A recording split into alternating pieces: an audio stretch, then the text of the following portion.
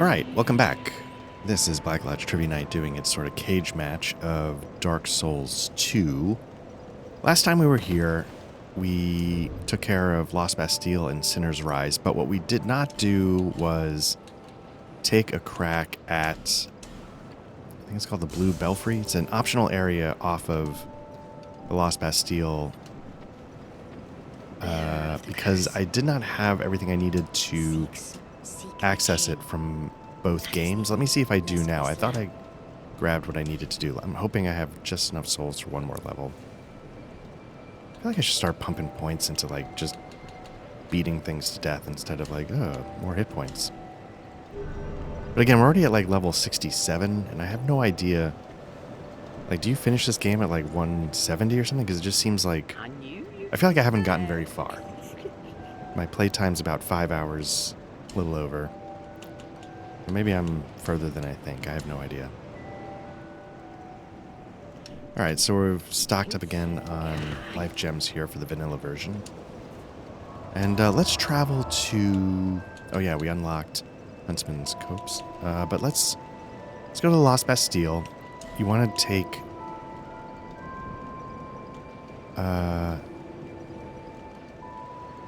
Right, I think you want this one.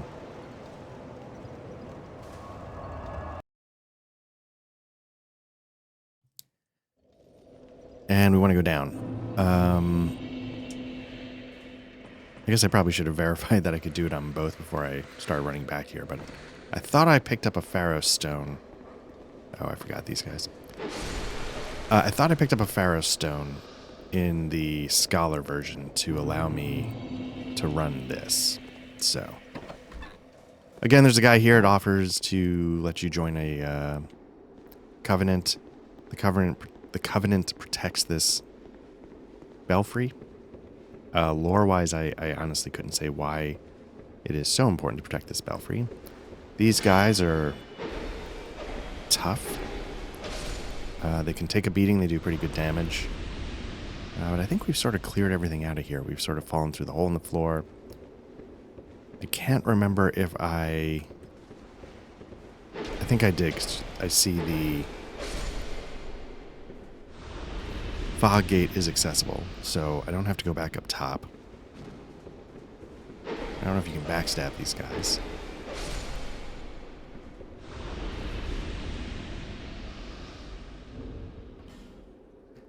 Okay, and then the one thing I do remember from this is that I struggled with this fight. I don't know what the best thing to do is here, but I do remember it's going to be like a multiple enemies on one kind of deal. The faster you can kill the enemies, the less you're going to... It's like a mix of... like a mix of Four Kings and the gargoyle fight from Dark Souls 1. So if that sounds like trash, I agree. Because you can see the second one's already on you. I don't know if lightning was the right damage.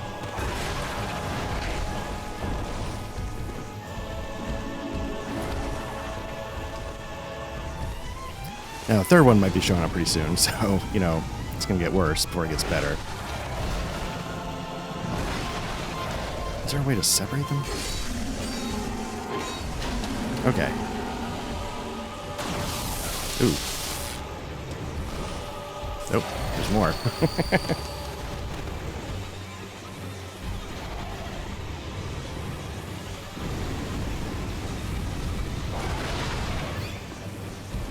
Trying to get that guy to come down so at least I can finish it off. And then roll out. Let me see if I can create a little space here. I wonder if you can sort of outpace them, if you know what I mean. Like, there's only 8 on the rooftop here. I'm going to take a hit there. Can you sort of like... This is terrible.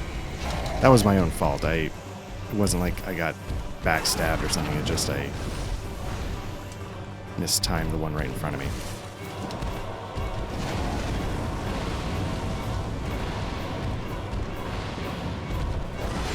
Just as I did there.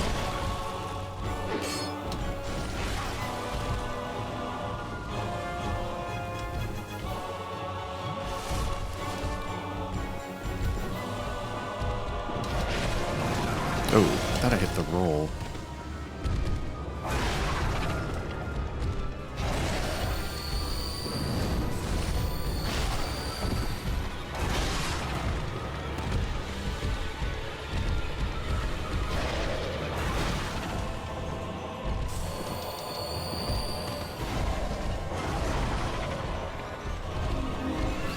So as you can see, I don't really have a tactic for this fight.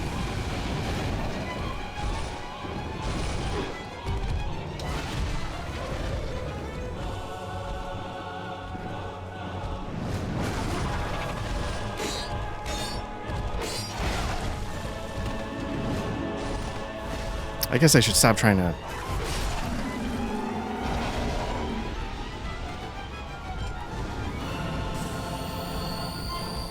Because it doesn't matter which one I hit to wear down the health bar. I guess I should be not focusing on taking one out at a time. Just hit somebody. Stop prolonging the fight. So I have no idea how I'm going to do this fight in Sins, where I don't have 47,000 life gems.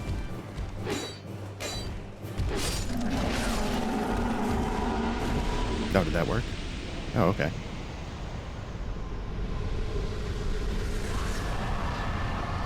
There you go. So again, I struggled like crazy with that fight the first time through. I don't know if the lightning did anything. I think I used, it looks like 6... Did I have 44 or 45 life gems? I used like 5 or 6 life gems, 5 Estus, which I think I have a decent amount of Estus on my other one too. I at one point off camera, I was like, did I miss something where I didn't go here or that there in the Farce of the Fallen Giants and Scholar? So I went back and I was like, you know, not only did I miss this, I also failed to pick up an Estus shard at one point and some other things. So, so yeah, you think you're okay, but now there's a giant dog ambush. Some people say what you can do is you can sort of come down a little bit, and then they back off, and that creates a little space, separates them a little bit.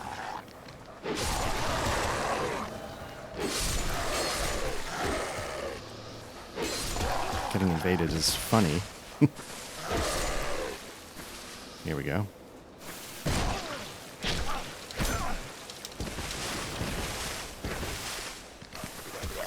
Oh.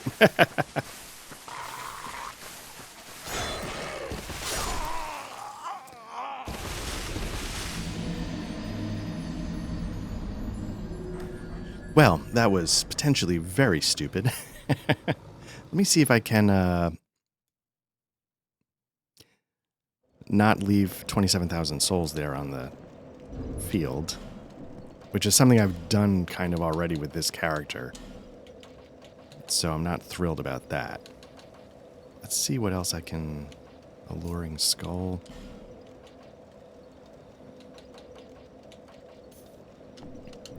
Maybe some of these things will help. Let's try an Alluring Skull. That didn't help.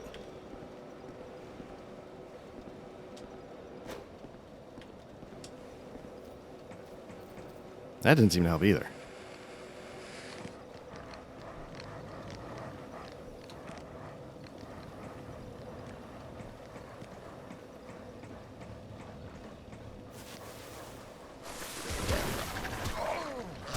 Nope.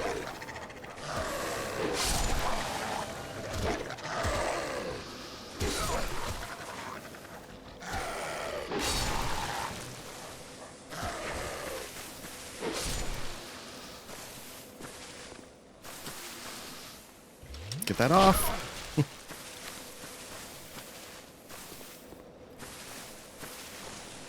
Probably not even that hard of a fight.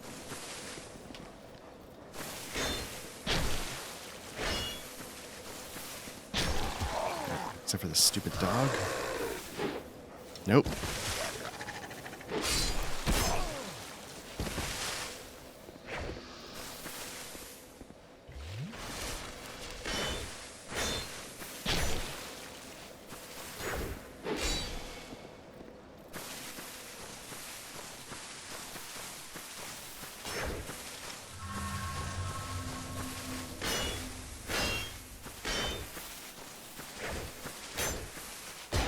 Oh, there we go.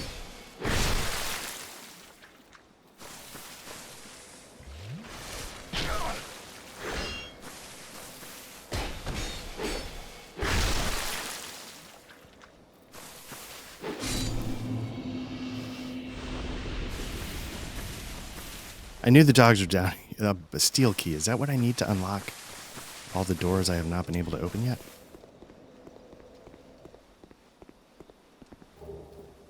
Enchanted falchion, I guess that could be useful. Maybe not for my particular build. Although I was thinking maybe I'd be switching these builds to like a strength faith to get a bunch of like lightning damage stuff, but I don't know, maybe that's not worth it.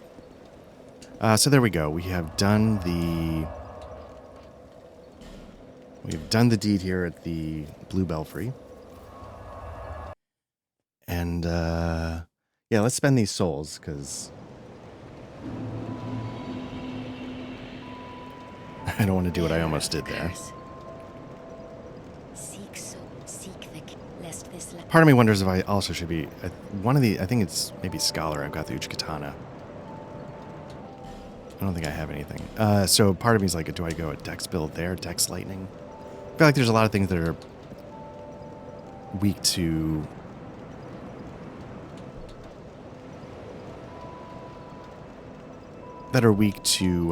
lightning.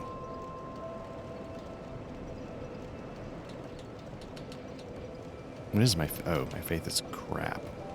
Let's start doing a little bit.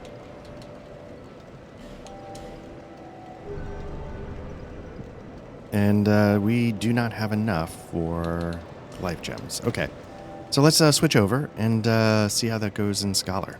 I don't know if it's going to be all that different, but I'll probably get my ass kicked. So yeah, let's switch over. Okay, so I want to jump in here really quickly because I'm noticing I'm level 71. And I'm also at 8 hours, where in my other game, I didn't show it in this, but I'm at level... I started this whole thing at like level 60-something, 66 with 5 hours. So you can definitely see like that Hyde's Tower, the Blue Flame or whatever, really cost me time-wise in this version. But losing the souls in the other version cost me, you know, in a different way, right? So let's get these levels. Ooh, that's too much. You can see here we've got one super soul. What's this? Skeptic Spice. Okay. Okay, so we got a couple Pharaoh Slackstones. We got a fragrant. So we're doing okay. We got a bunch of these. We could go trade those in and see what happens, I guess, really quickly.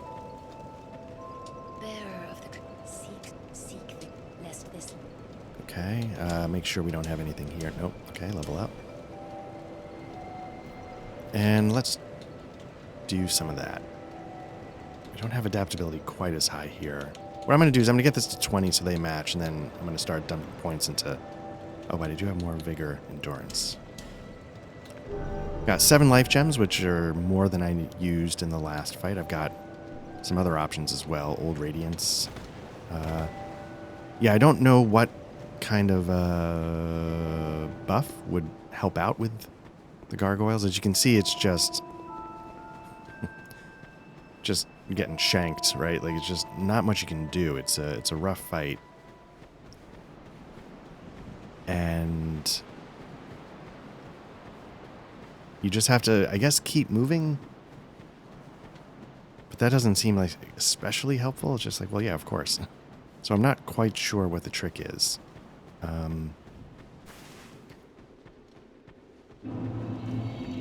right, things betwixt. We want to get back to that ladder.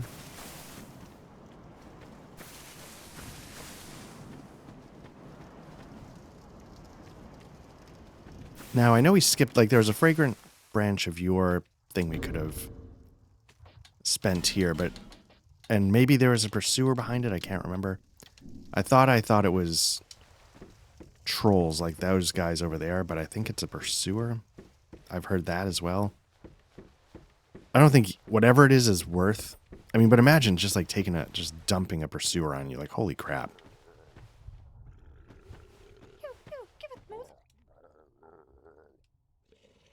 Okay, so let's start giving him some stuff. I think I'm going to do it one at a time just to be safe. Now, again, you want to leave, not discard.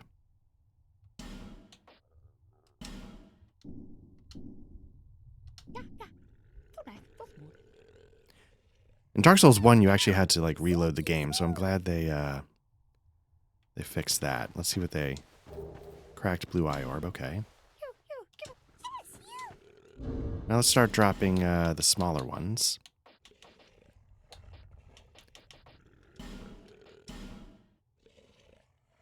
Yeah, I'm just nervous what would happen if you left 3. Would you only get 1 item? Poison stone. Okay, that can help.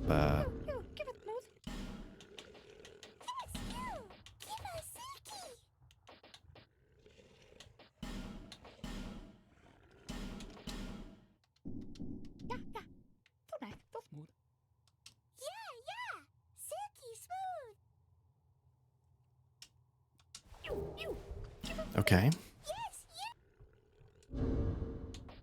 I think I got a good item the first time. When I got like the demon hammer. I think that's one of the...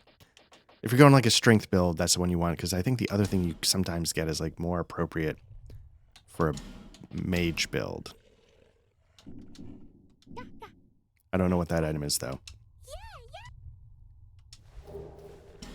Okay. But I remember I was watching some video and the chances of me... nope. The chances of me finding the video are nil at this point. It's been a while, but the guy was like, oh, I hope I get this one item, and he got the other, and he's like, well, I'm not doing a mage build, so screw this, and he sort of... I don't know if he restarted or just... Oh, did I never open...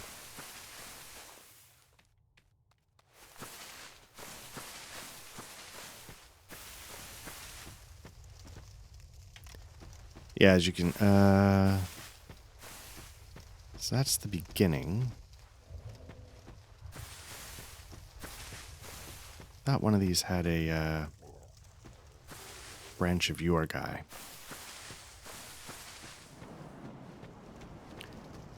Oh, there he is. Did I just skip a lot? Oh, maybe not. I just skipped that one, I guess. Again, I couldn't tell you what's behind there off the top of my memory. I have no idea why you would spend a precious branch of your. Maybe on a new game plus when you're like, yeah, okay, I'm just curious now. You had one left over at the end or something. But I don't know how you justify spending that.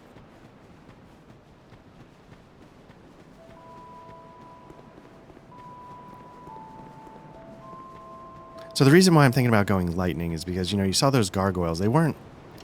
They looked metallic. Like the boss that was in the boat that was like 2 bosses back to back, they looked metallic. The 3 knights in Lost Bastille, they looked metallic. So I just feel like there's a lot of metallic based bosses, and I think that's partly why Blunt is so good.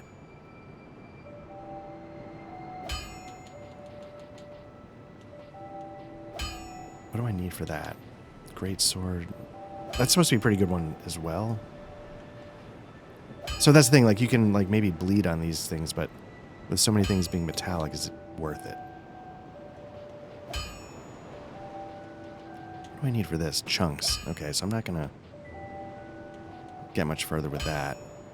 Now the High Knight sword, that actually does lightning damage built in. That's interesting.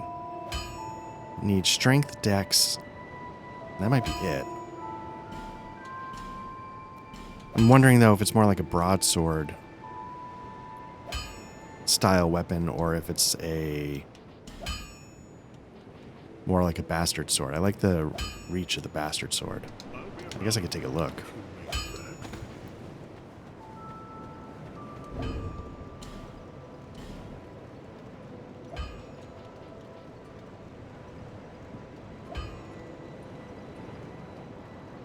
Okay, so it's gonna do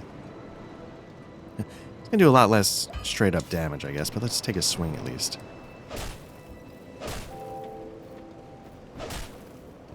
Okay.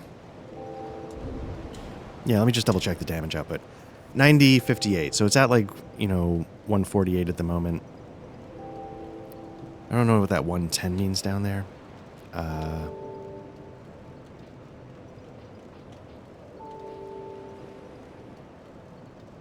This does,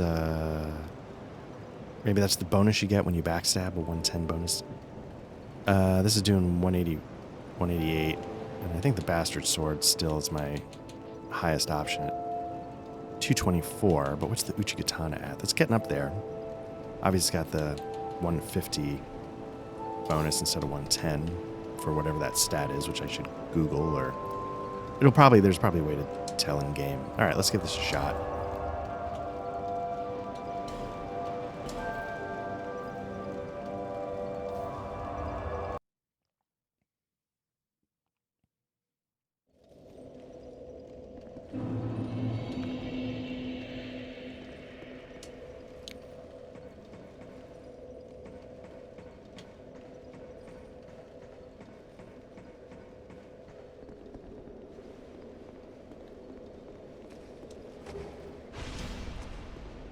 Oh, wow. All right.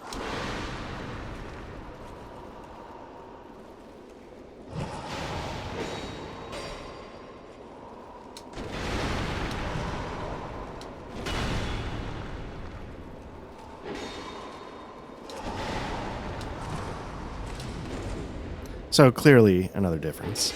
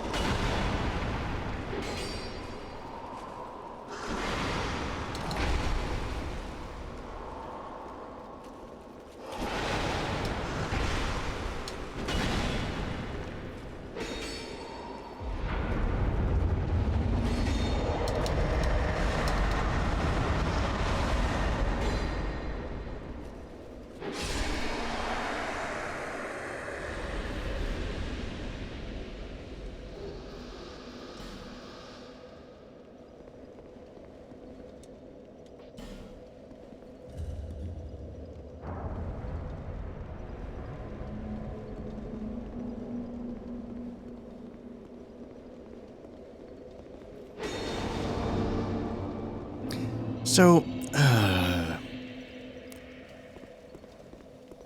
gotta say, like, I've sort of called, like, Scholar of the First Sin, like, sort of the dick edition of this game.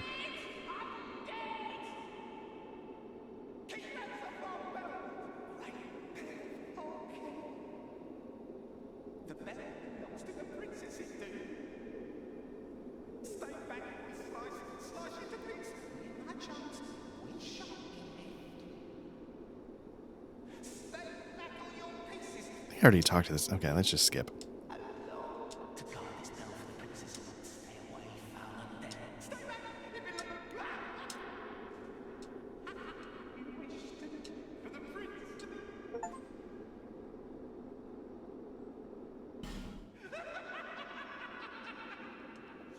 Okay, whatever.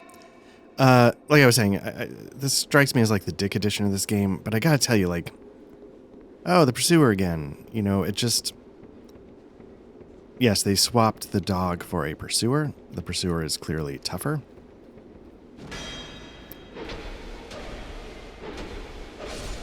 But... I don't know, it just feels... done just to be done. Like, just to... I don't know. Doesn't feel satisfying to me in a way. I don't know if I'm alone in that. What does the blue tearstone ring even do? Oh, okay.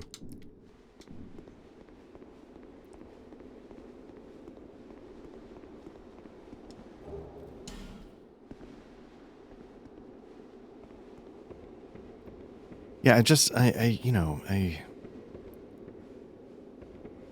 don't know if Scholar... I'm going to put money on this being a crude hurrah for rear. Oh, that's not as bad as it could have been.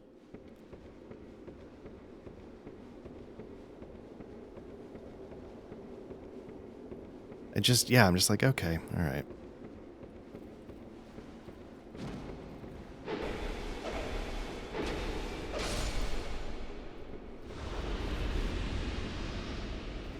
What I might do is I might open this gate, and I might go back to Majula, get the level, assuming I don't die up here, and then go fight the... I think this was harder.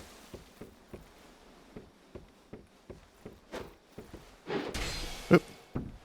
That's one way to do it. I wonder if they come down. Wow, is that all the Estus Flask does?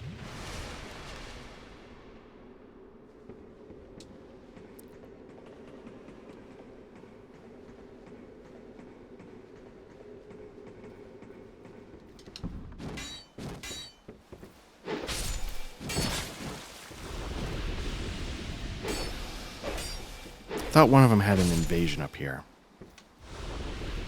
So I'm a little gun shy to wander around too much.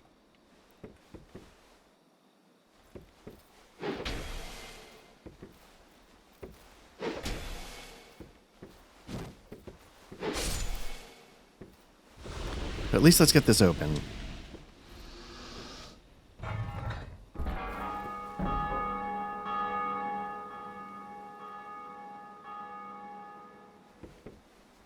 Okay, so there we go. We rang the Belfry. Not that it matters.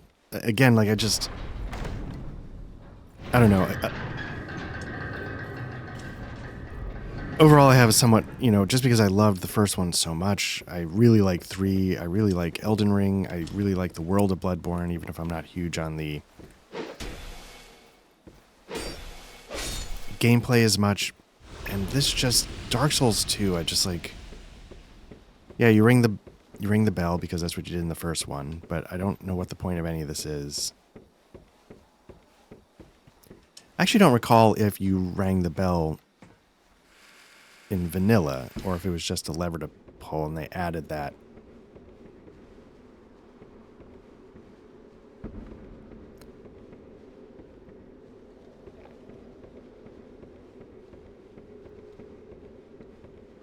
The thing I'll say about Dark Souls 2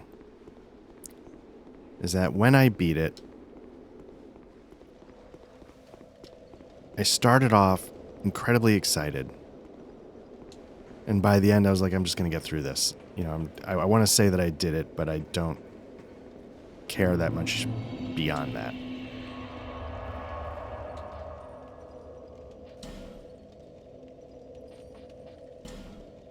Nope. Jula, yeah.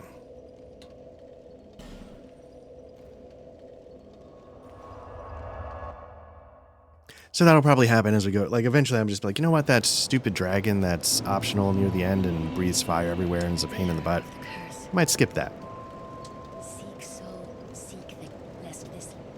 Just because I think it'll come to the point where I'm like, whatever. Okay.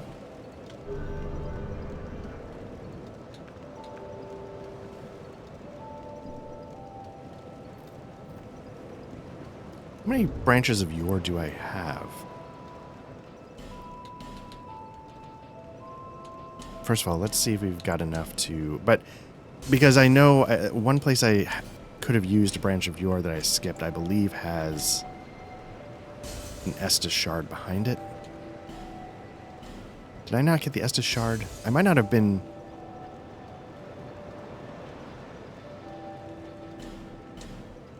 Have I been in the mansion here? I think I have.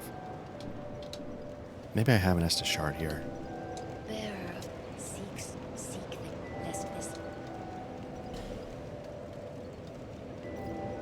Oh, just short. That's the worst. Okay.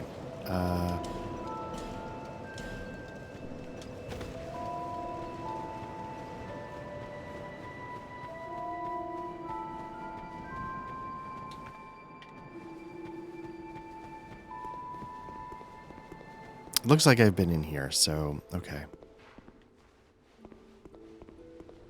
Yeah, in Scholar, I forgot to go talk to this NPC. So off camera, I went and quickly ran over there. There were some items in there.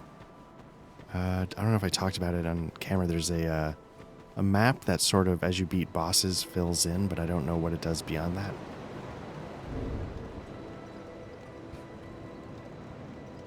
Again, it's kind of a cool thing, but it also feels half-baked, so I don't know what to think.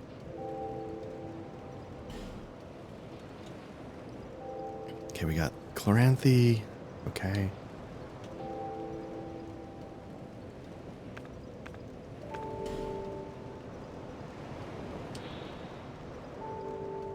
Yeah, that gradually restores HP. What I'm curious about, Ring of Blades. Increases physical attack.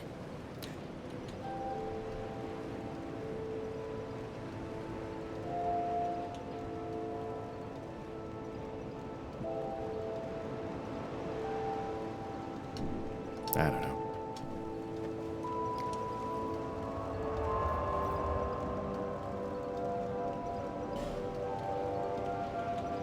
Okay, so let's head back here.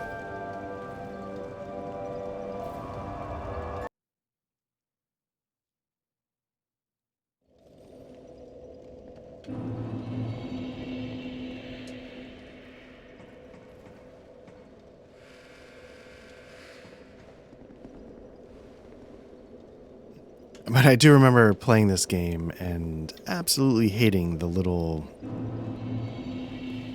Belfry Luna guards. I got so sick of them. Running back and forth to the gargoyle fight. Oop.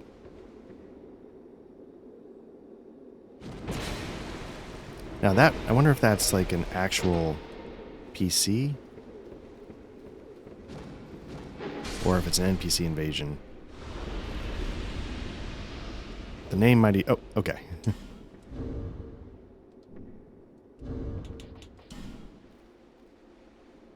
So this is going to be... I'm going to do like an honor duel. I will not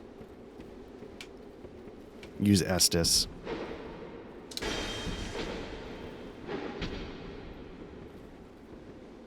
He's about to get some range on me.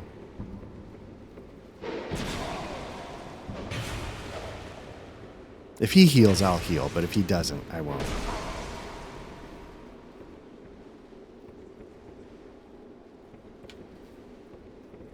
No, what am I doing?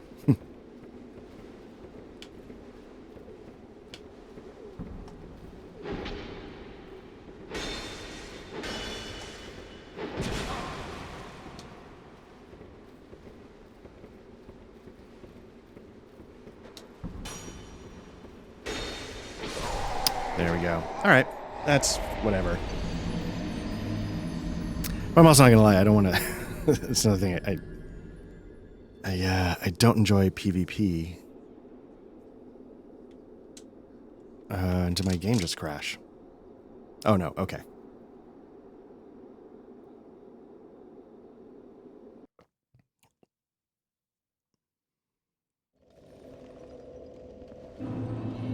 But that's the thing, like, now do I have to deal with that every single time I just want to do the boss, right? I don't want to... And this is the thing about, like, the forest in Dark Souls 1. Like, I would always go through that not in human form because I just didn't care. Now, my fear is that this guy's just going to keep coming back, and then I'll have to go do something else in the meantime.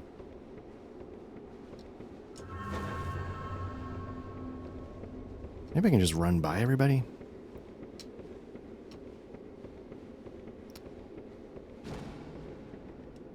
Nope.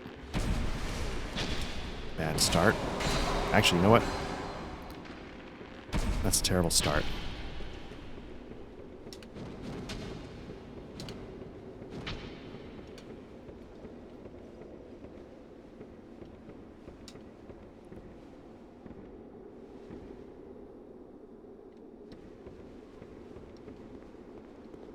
Let's give this another try.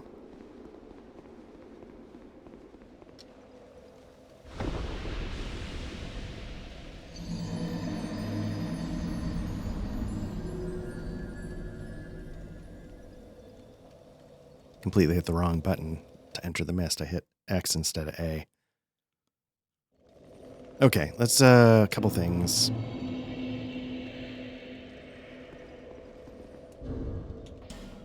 Gonna burn a human effigy just to have my health back.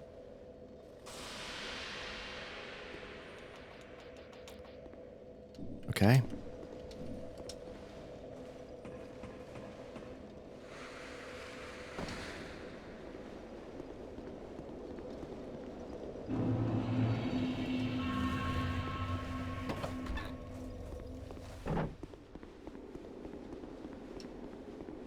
All right, now let's try again. This time, just running by everybody and not screwing it up once I get to the gate. Wait, what's that?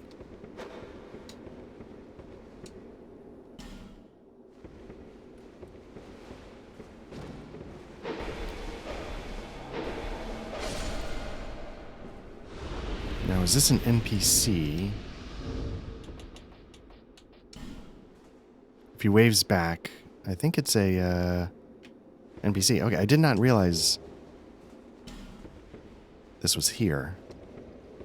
But maybe they respond. I mean, again, it's one of those things where, like, they design something and then they respond to that design by...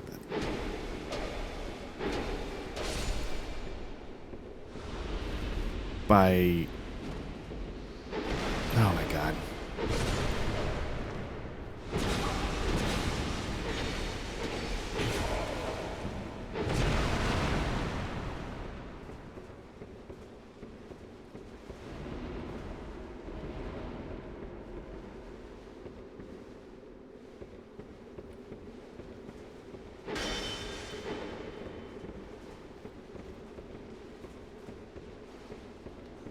I feel... Don't... Ugh.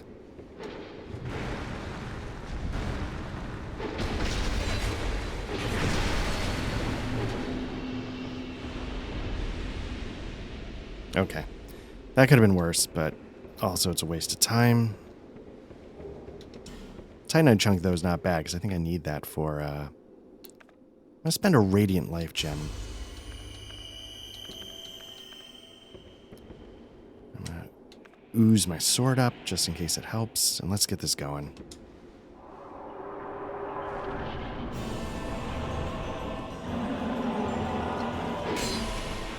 I didn't do anything.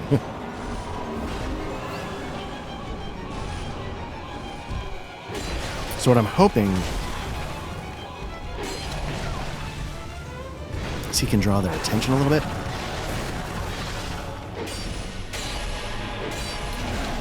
I'm going to be careful because I'm about to get killed.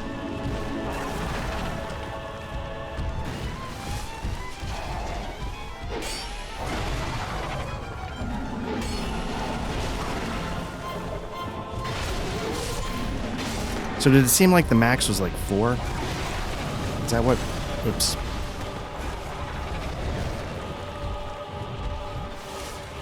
Or were there more?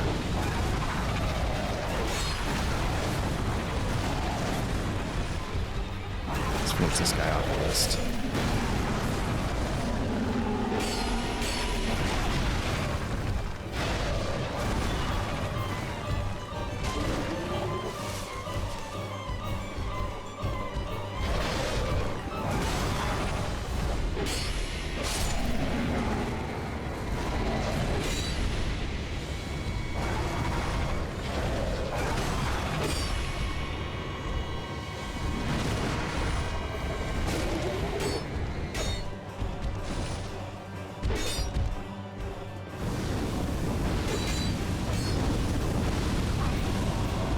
That's not great, but I'm hoping I'm close enough that I can handle this.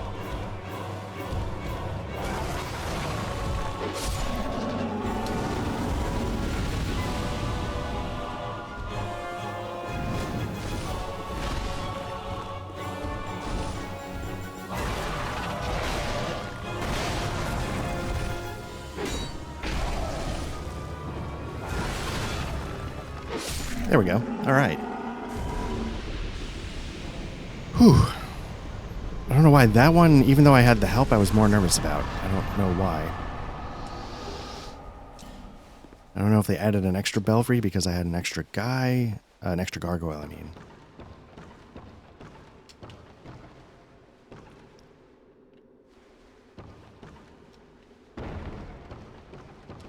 All right.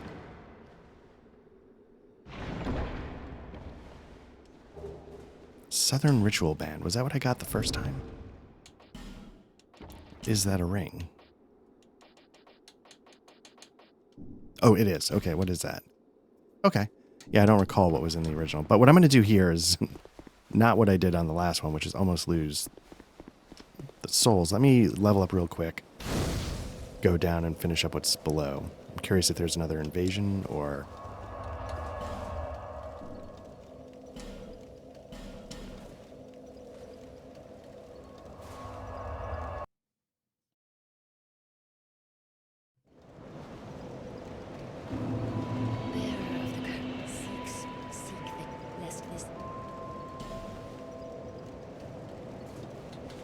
I could see the Uchigatana being great for PvP. Oh, I was going to start dumping some points into Faith. And I think that's what the Master Lucas was using. I just don't know...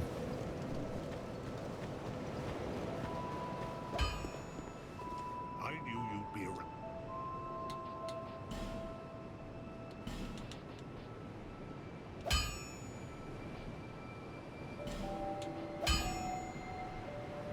Okay.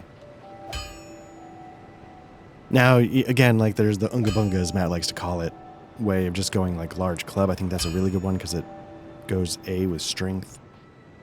Demon's Great Hammer, I think, is a really good one because it's also A with strength. I'll be around. But the Great Club doesn't have, you know, requirements that are through the roof. What I want to do...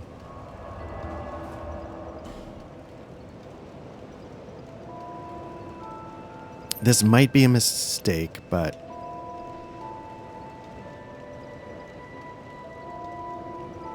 where's the right way to do this?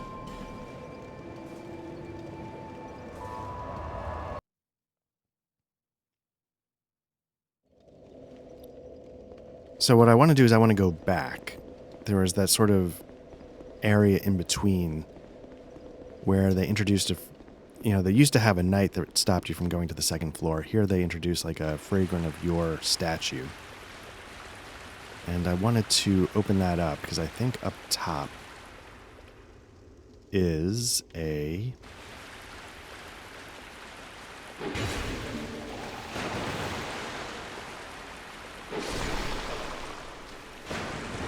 an Estus shard or something? I forget. I thought it was something really useful though. Like there was unfortunately a good reason to do it. But again, this keeps us from doing it in another area to like proceed through the game.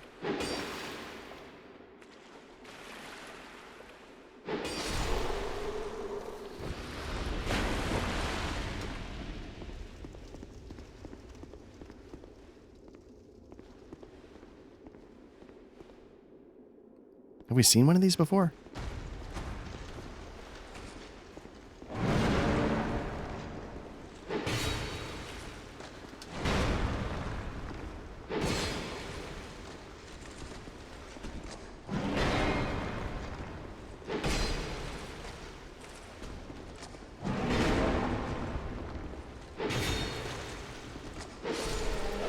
Again, I don't know the lore, so I don't know why there would suddenly be an elephant trunk guy here. Oh, there we go. Estus Flash Shard. So that feels worth it.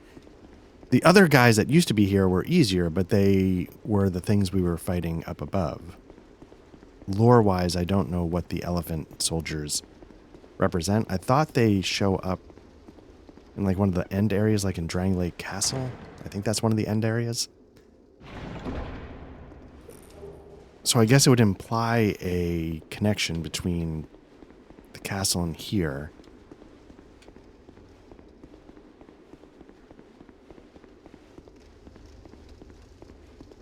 But I don't know if like those are their like top men kind of guards or if it's just their grunts.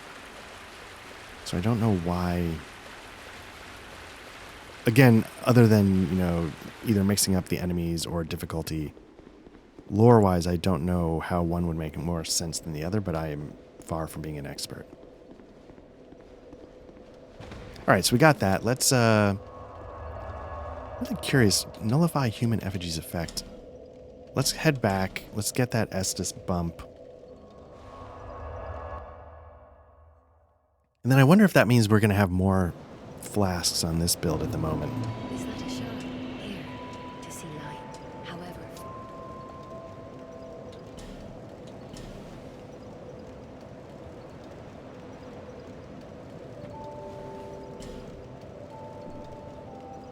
All right, there we go. We got 6. And let's we'll start tackling Huntsman's Copse, and let's do that now by jumping over to vanilla, and then we'll come back. Okay, so here we are back in the vanilla version. What was I gonna do here? I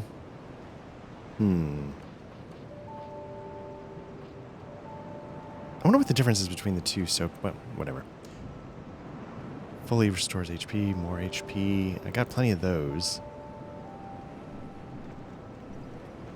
Yeah. So yeah, let's head over to Huntsman's Copse, and let's see if we can take a crack at that.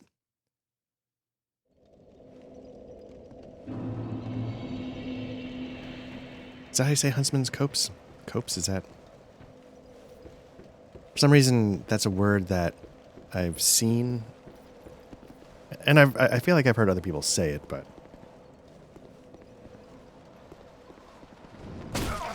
Oh, all right.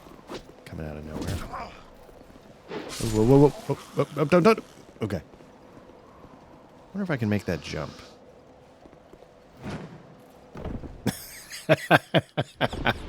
Of course not.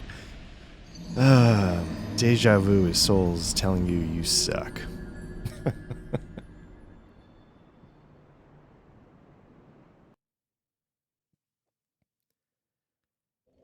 Okay. So, can I land there and then get over, or... There's got to be some way to jump over there, though. So let's give that another shot. Maybe this time I won't roll off like an idiot. Now that I know this guy is waiting for me, let him pop out. Okay, so can I... I feel like I just did the same thing again. At least I didn't ask, can I make the jump before I failed to make the jump.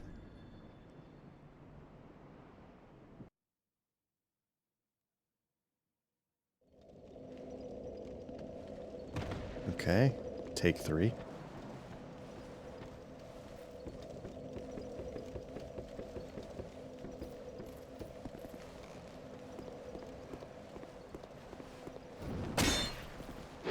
Alright, so I would say what did I learn from last time, but clearly nothing because I did the exact same thing twice. Is it going more... Ooh, oh, okay, well... Okay, so that's not right. Let me make... Okay.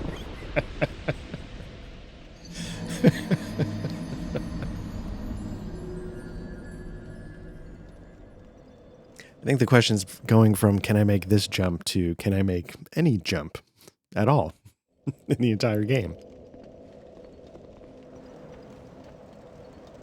Oh, but that's a crappy place. Wait, did I not kick this over?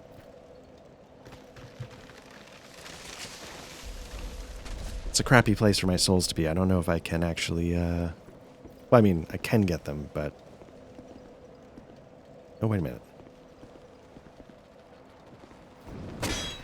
Do I need to drop...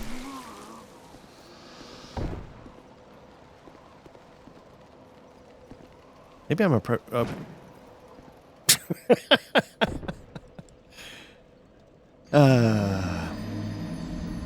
I'm wondering about the bridge. I'm wondering... Let me first try and see if I can land on that bigger piece and then jump over. But maybe I'm approaching this entirely wrong.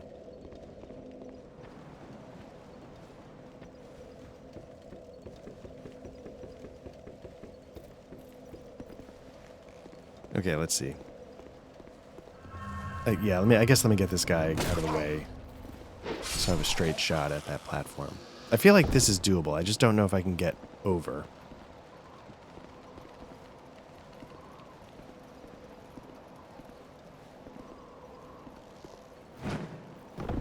Okay, okay. But what do I do from here? Nope. Okay, so that's clearly not it. I don't know if I have the right approach to this at all. Let me see if I can make... Oh, there we go, finally. Now, is that just back to the beginning? Oh, wait a minute. No, something's different.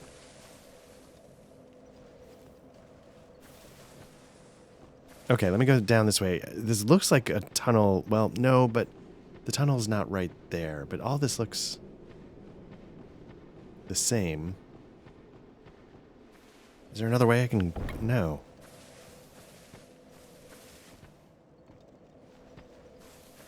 So I'm not quite sure what to make. I feel like I've been down this tunnel. It feels like the tunnel that you take to get here.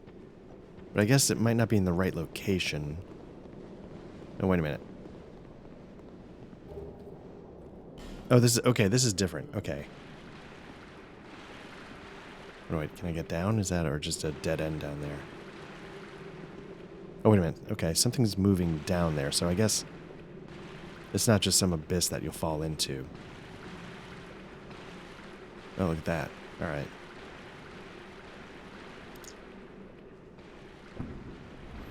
Hopefully the... Ooh, poison. Okay, hopefully the fall damage is not... No, that wasn't too bad.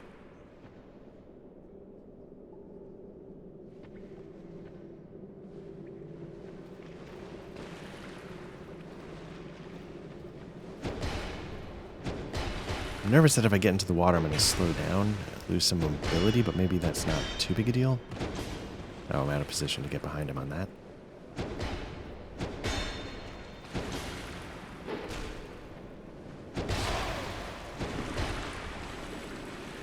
I had totally forgotten about this area.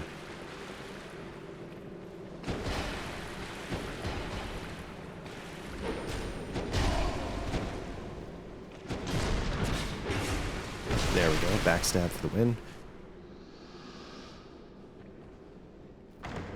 What do we got here?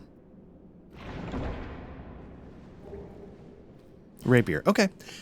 A lot of people, I think specifically in Dark Souls 2, a lot of people are rapier fans as a whole, but I think in Dark Souls 2, a lot of people dig rapiers. The rapier moveset, I don't know, I've never clicked with it. I know they're fast. Maybe there's something to their damage because of the stabbing. I have no idea. Now, how do I get out of here? Okay. But yeah, and I think I've even seen people talking up how you can have, like, you know, if you power stance dual rapiers and you just cut through stuff in this game. But yeah, it's just never been my thing. Where am... Oh. I wonder... Did this... Yeah, there was a stone wall in, like, the opening building. Okay, so that's how you get back.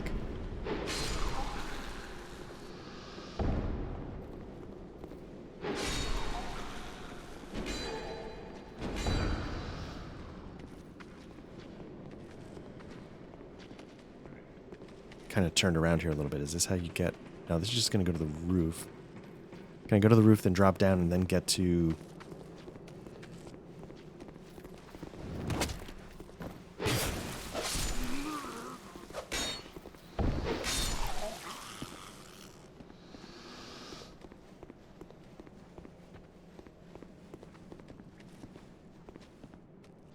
Not sure if this is actually... Oh. I guess it's going to turn around. I guess I'm not exactly sure if this is the way to get back.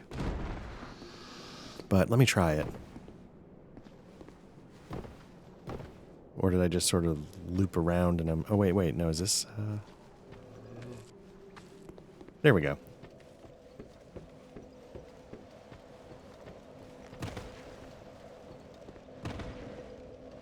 So, mission partially accomplished. We haven't... You know, we still haven't figured out the... that item on the bridge, but at least we...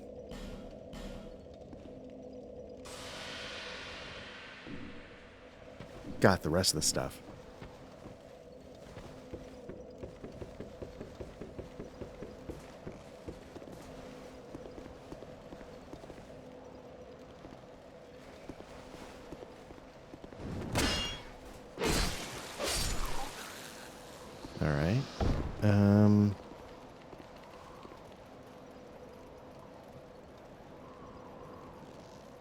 What's that? Okay.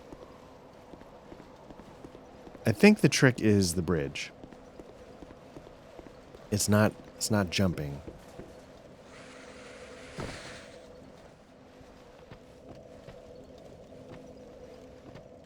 Yeah, I think that's it right there. Okay. Let's start making our way over, and we can go grab that item.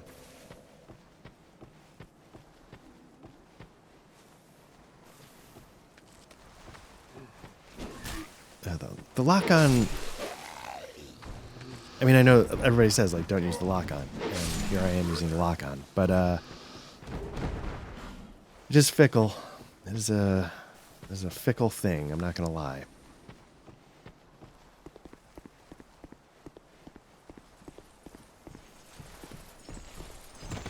Life is better. This guy he'll just charge at you for the rest of your life, I guess.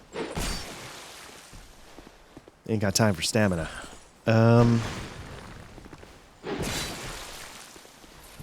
I should have took another swing there. Okay, got it in anyway, but should have got a little greedy. There seemed to be more of a pause than I was expecting.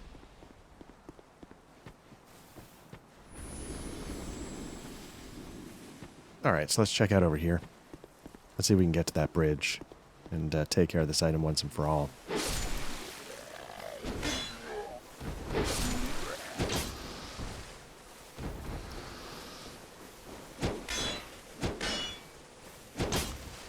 I should not... If I hadn't rolled, I could have gotten the backstab, but...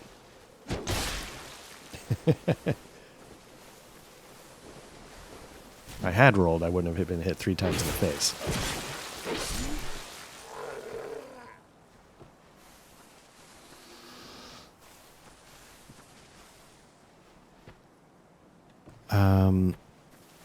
Alright. So we're heading up here. And those enemies, I mean, I'm glad we sort of did the stuff underneath, like I was saying, too. Because I forgot that was here. But those enemies I find really tedious. Now, the notched whip, I believe, is actually a pretty... I don't know if it's a PvE weapon that's really good, or it's just a PvP weapon that's really good. But I've heard people say you can, like, dual-wield whips. They do bleed damage. They keep enemies at bay. But there's going to be... Basically, it's a gauntlet of, like, 3 of those guys. And you basically... You just have to...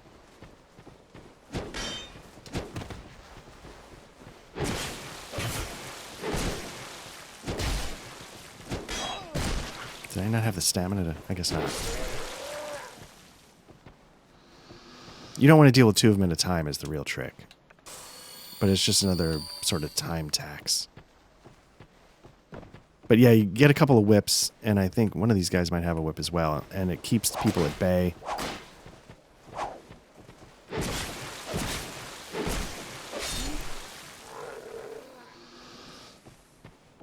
It's at least 1 more. Nope, 2 more.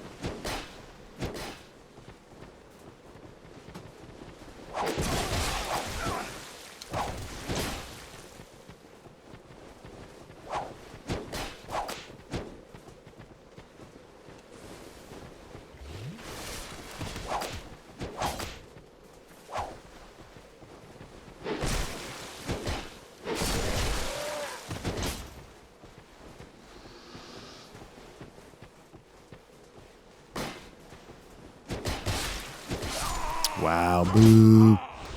Alright, well at least I now know there's another one that I missed.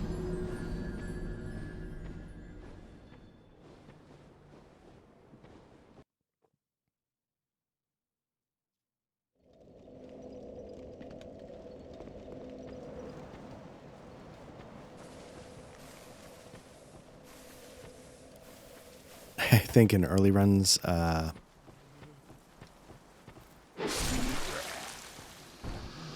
those guys were also ones that I had to sort of kill so many times they disappeared.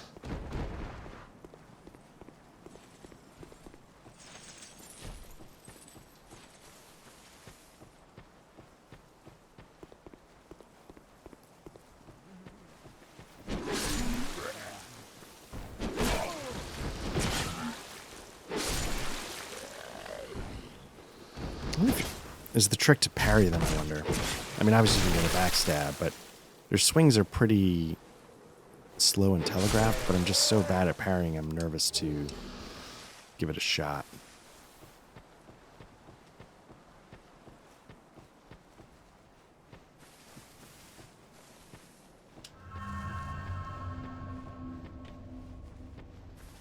I mean, I guess I could try. I mean, what's the harm? Get hit once.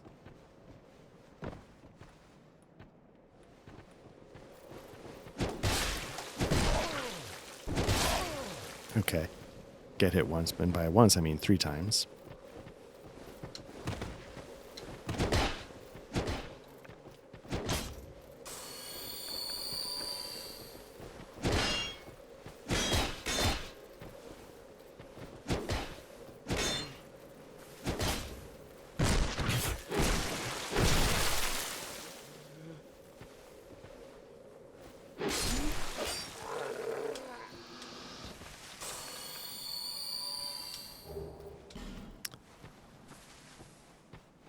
So yeah, and part of the reason why I got tired of these guys is because it's a boss run. I don't know if it's a main boss or an optional. I don't know. It's kind of a fun fight, I guess.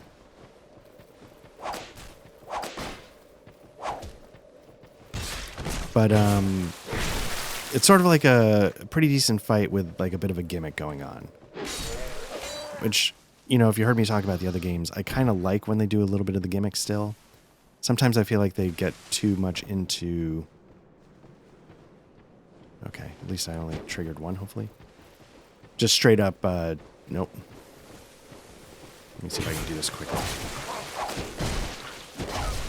Nope. I think I'm gonna have to use, like, throwing knives or something.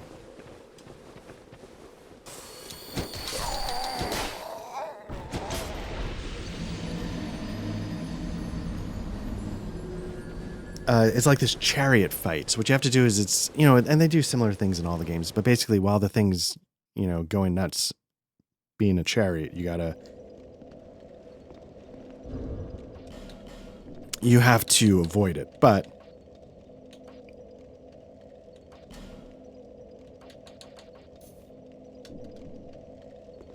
there's ways to jam up the chariot, and once you jam that up, it then becomes like a straight fight.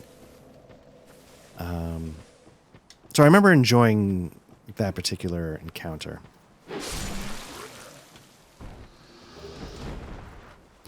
The other boss fight in this area is like a...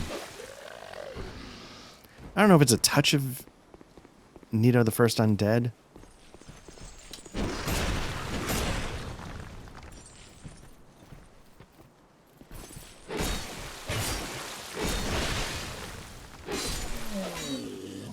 But it's sort of like there's these 3 things. They summon enemies. And so you sort of run around attacking the main... I don't know. It's a standard style fight. I'm not taking these things seriously.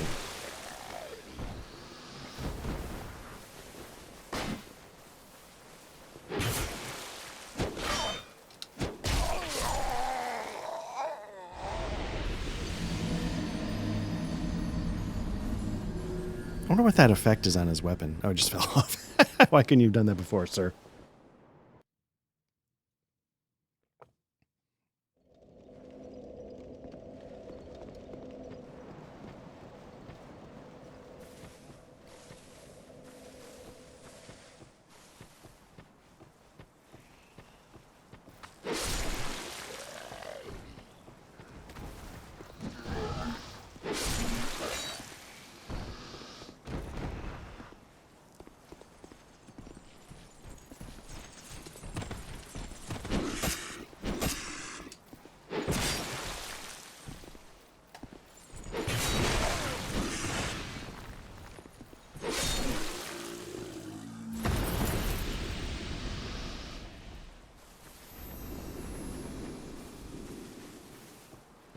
And I think at the time I played this,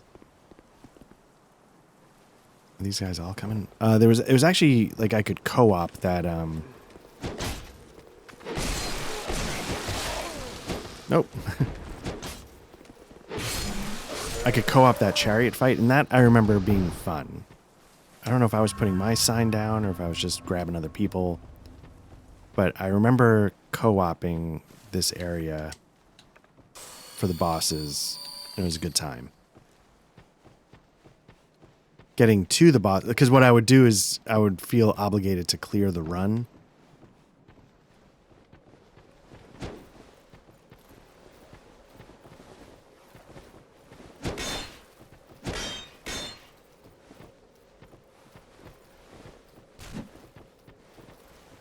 Come on, what was that? I don't know what that elbow attack is. Is it like a failed opening to a backstab? Is that why?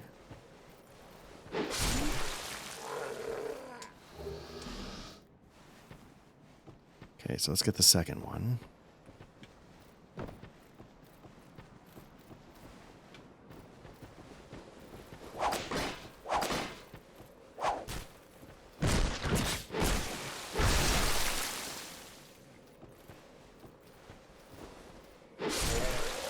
Okay, let's see if I can get a lock on this guy. I think that was part of the trick.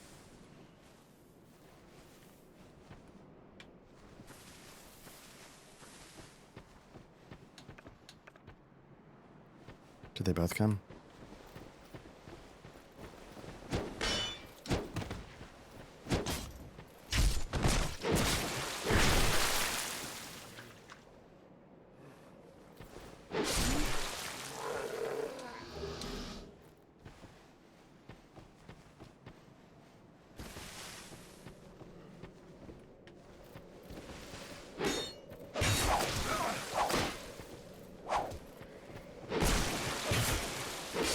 Okay. Now let's screw up falling off the bridge.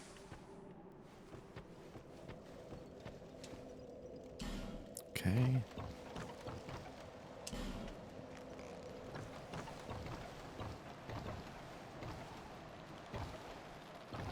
My fear is that this is going to be fall damage. Oh, no. Oh, it lived. Okay. Oh, Pharos Lockstone. That's important. A token of fidelity. I'm wondering if that's like a Sunbro token.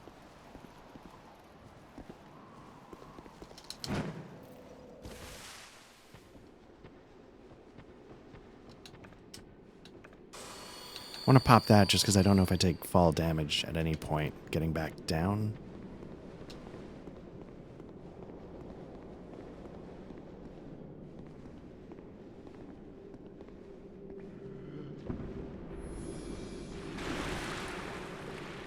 See? Oh, yeah.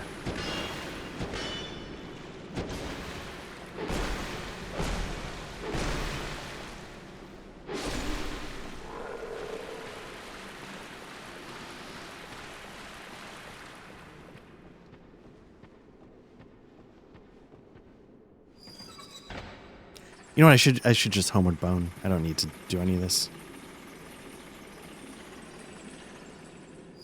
It's not that interesting.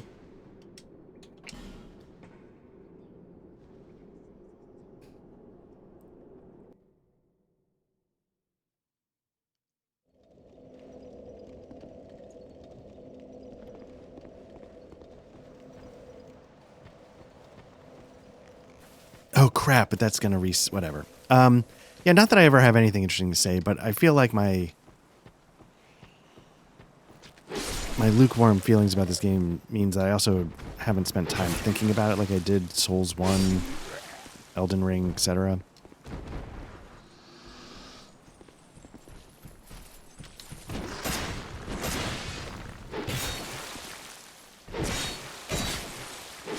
So it's more just like just checking the boxes. That feels like... okay. Somewhere there's going to be a hidden path that comes out there. All right.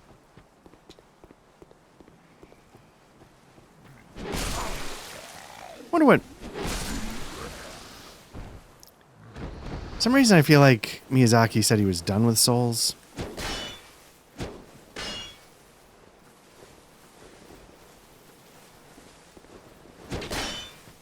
So it raises the question, like, would you take a Souls 4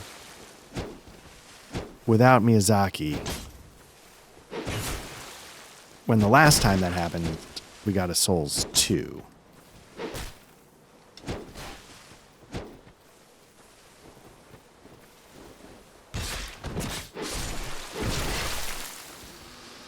I don't know what the right answer is. Because I also have said during this playthrough, like, even less than great Souls is still better than a lot of other things. So the one thing I remember from this is that you want to run for it, but that might not be the best idea.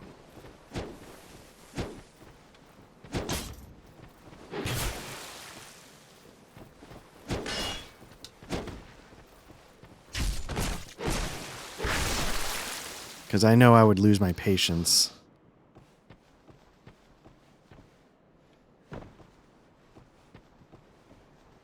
But I also remember having really bad luck running for it, because I think,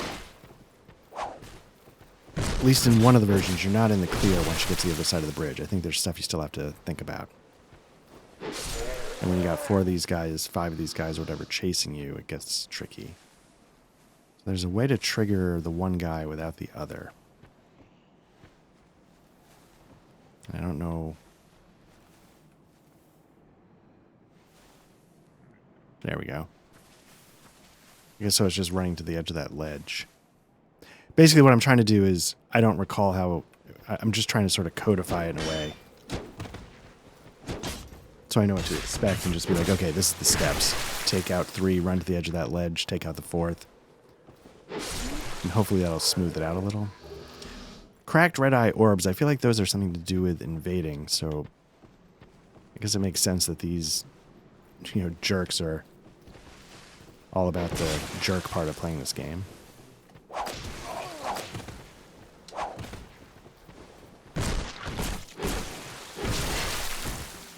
And I don't want to take anything away from people who like, I know it's a really big part of this experience for a lot of people. It is just not part. Can I? Is there a reason to go down there?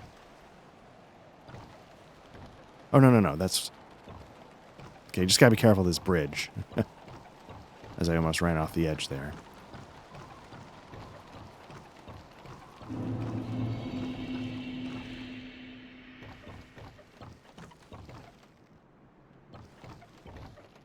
Trying to make sure we're alone.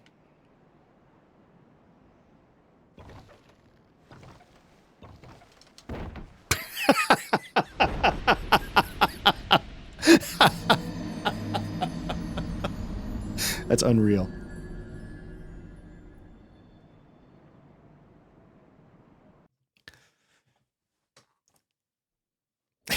I can't believe that's what I... Oh my god. Yeah, let me go to get that item really quickly before I deal with this invader.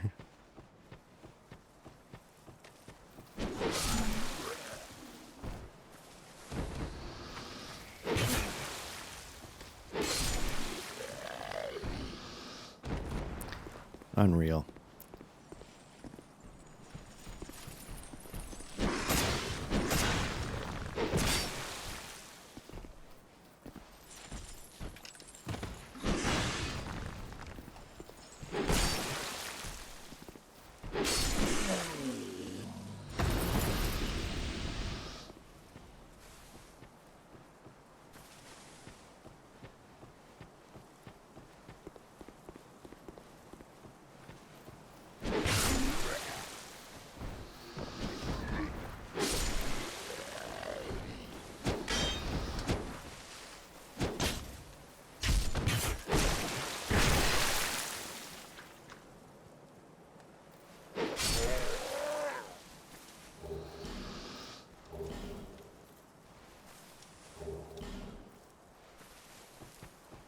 I wonder if there's like a, hey, preferred way to approach this one. Like, you really want to do the other boss first for some reason. Or is it better to go this way? Because I don't know if this actually goes anywhere. I think you get to beat the boss, and then I don't recall what happens after that. Like, was there any point to it?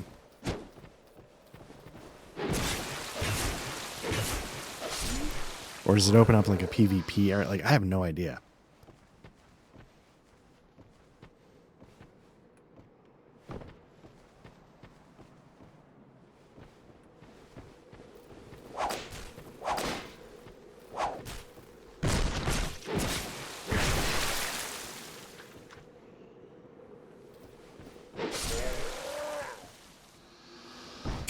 do we do? Go to the edge.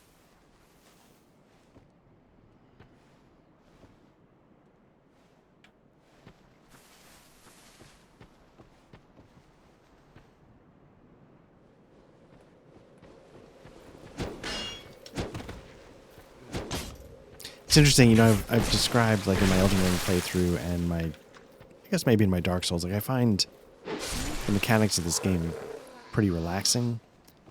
The only exception is this one, and again, I don't know if it's because there's just nothing I'm really looking forward to.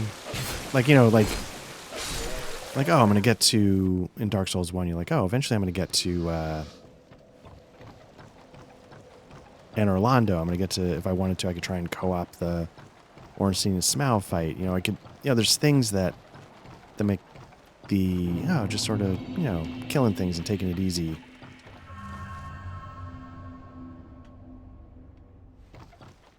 Do I want to fight this guy on a bridge and hope I can get the AI to tank? Can I do that, or am I just going to...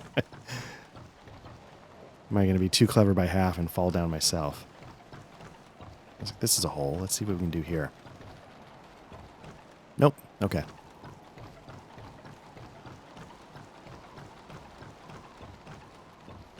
There's a lot going on with that big sword and stupid shield.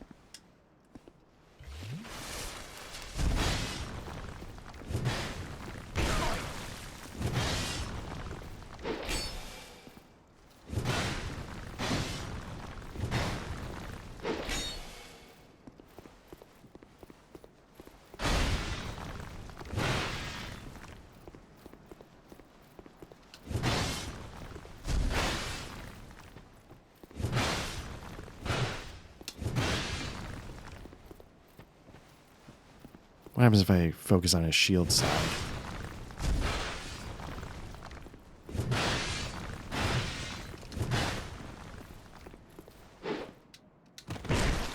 Wow. Okay. This feels a little... maybe that's unfair. Nope. I was going to say, it felt a little hovelly where he hits like a tank, but it's got extra, like, a little extra tracking on it. You know, if you remember the hovels fight in Dark Souls 1, you think it's coming down and then you're just off to the side and at the last second it adjusts and potentially pancakes you if you're not paying attention. And usually when I take on Havel, that's like a one-shot. This felt a little similar.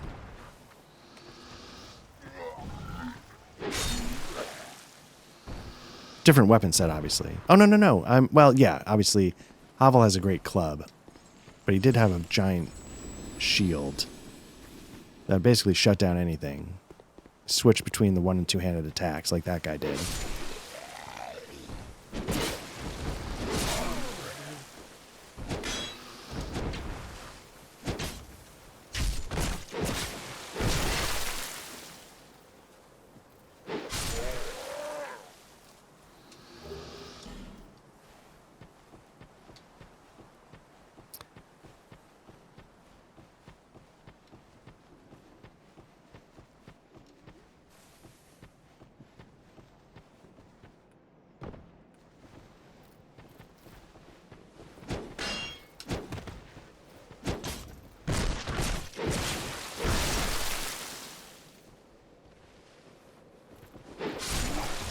Oh, look at that. I did this completely wrong. Which is bad because I got like 15,000 souls parked on the other side of that bridge. And I might lose if I'm not careful.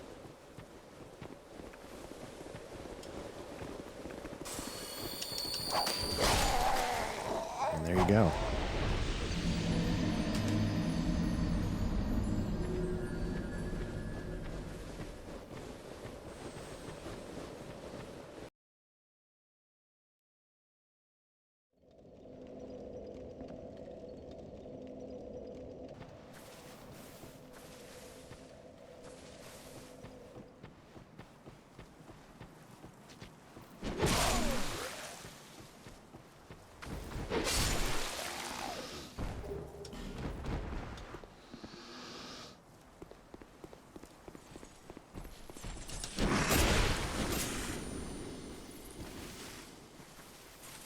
Starting to think this isn't the run. Let me just get my souls here and call it there.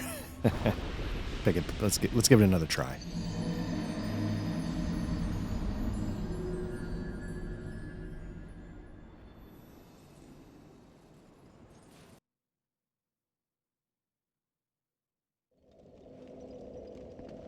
Okay, I'm not going to lie. I'm not sure what I did in that last run to trigger all of them at once. Did I go too far forward during the fight? Was it just bad luck? I genuinely don't know. Oh, see, it's just a whiffed. Okay, I think that's just a whiffed backstab attempt because the tracking is shit when you lock on.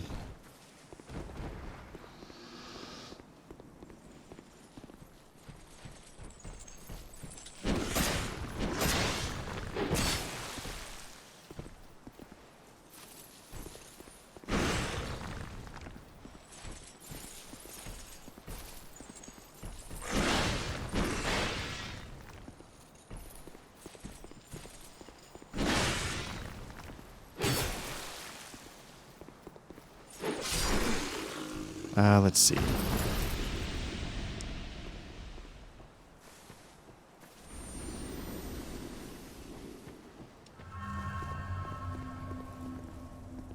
Can I trigger that guy up top without...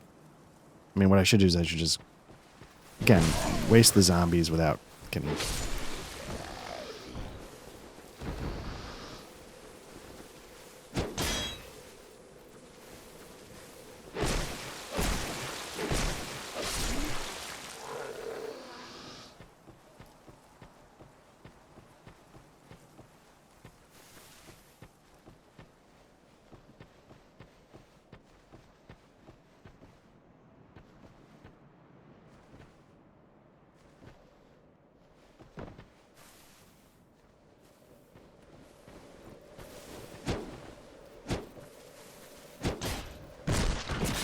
It's interesting, it's sort of the same 1-2-3 attack pattern as the giant golems in Hyde's Tower of Flame. The 1, 2, and then the overhead, which slams into the ground and then gives you an opening.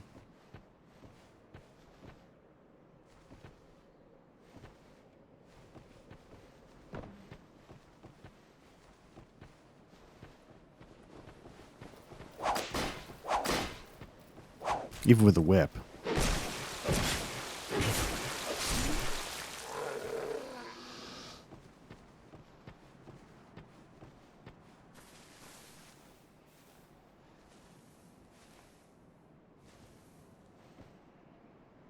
I guess the upside is it's not a bad souls farm for a little while. I mean, I'm racking up like 7,000 souls or whatever every time I run through this. It's gonna come down. And if I didn't get, if I didn't lose the 15 on the other side, like, it's a couple levels maybe at this point.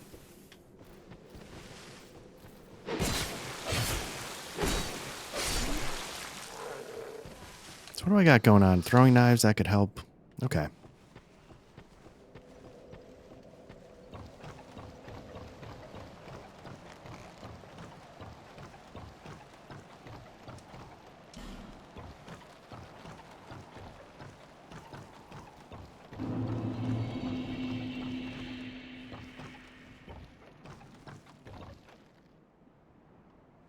I really want to see what's that item over there.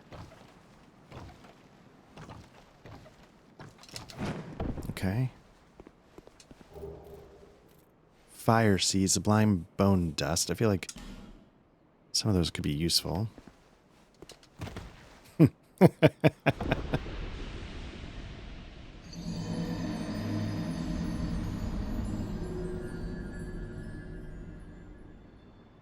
Unreal.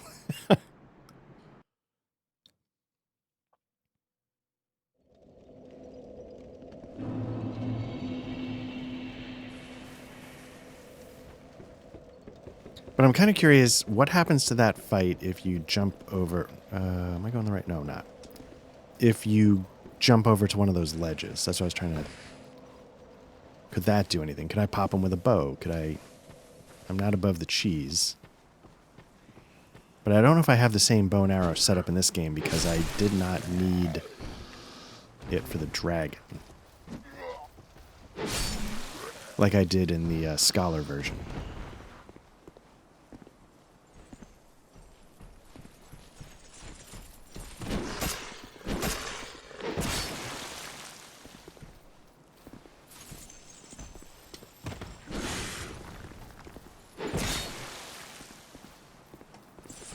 I couldn't tell. Was he shaking his head there like stunned?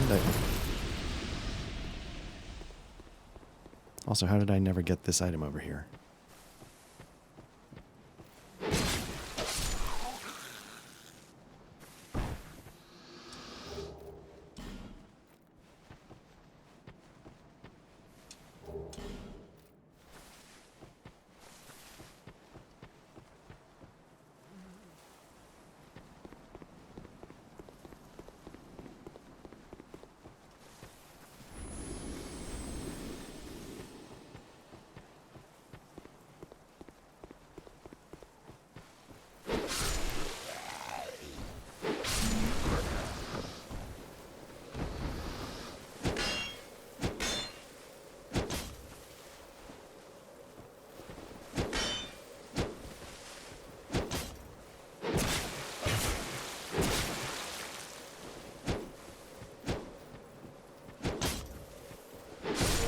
Wish I had just that little bit more damage so it was a 3-shot instead of a 4, but...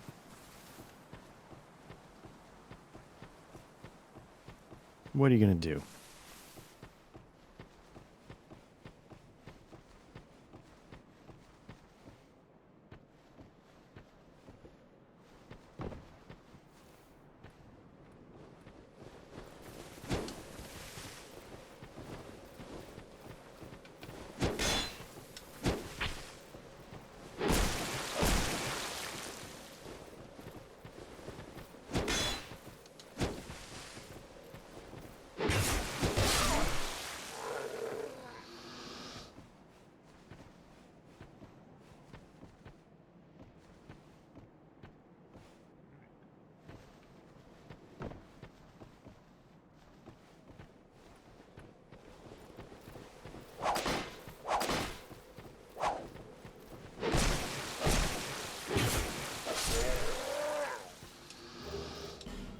Wonder, do you farm those guys for whips? I feel like this is the place for whips.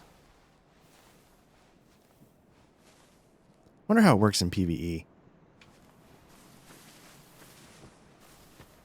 I never dual wield anything. I never power stance anything, so it's probably my own fault for not, like a lot of time, not taking advantage of all the systems in the game. A lot of like consumables I tend not to blow through. It's a lot of stuff that's,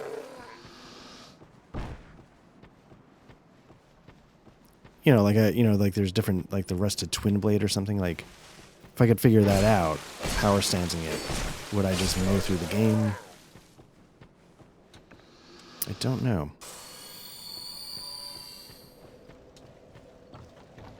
So it's interesting. They have this piece of wood that guides you right into a hole. I don't know if it feels more like a subconscious kind of thing, but I could, oh crap, sit over there. What do I got for arrows? Oh, okay.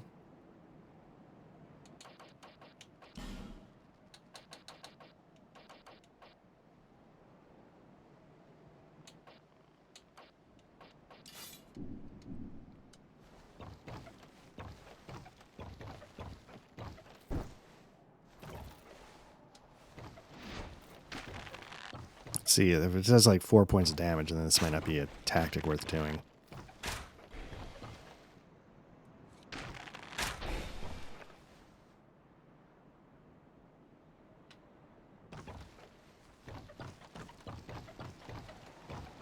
How far will he come down the bridge?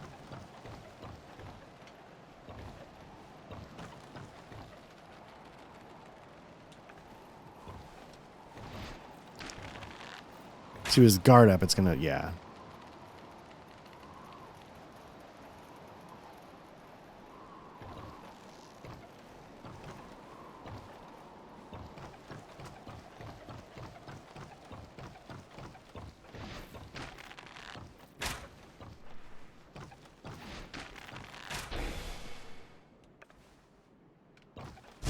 I guess you could just run by him, but that, I don't know.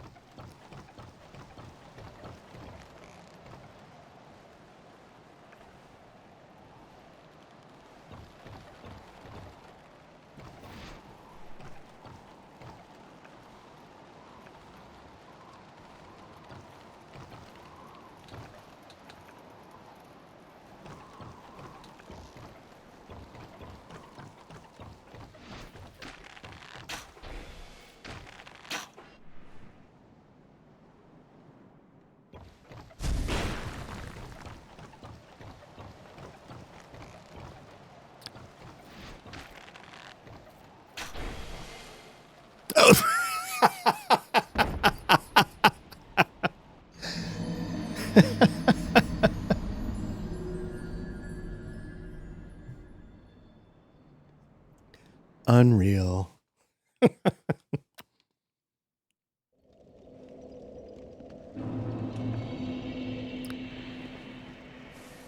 know, doing this run 55 times is making me really curious what's in the other direction.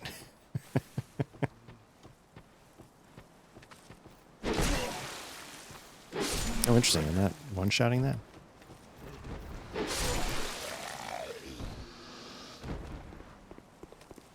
I know it can matter where you hit the target with the weapon, so if you don't hit it in the sweet spot, you do a little less damage, so I could see that. Yeah, do I just let's futz around in this area a little bit.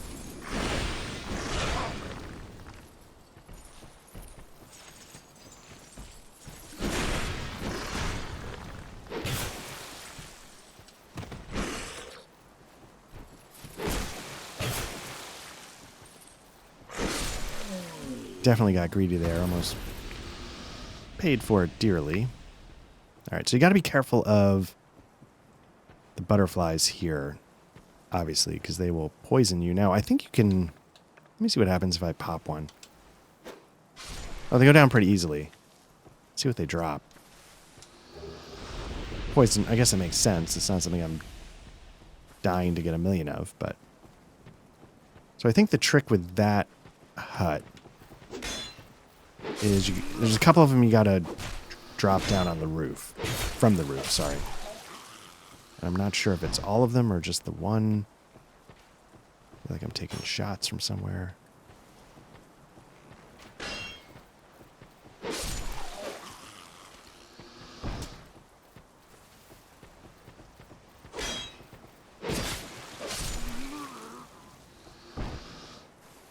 Yeah, here's one. Okay. This is...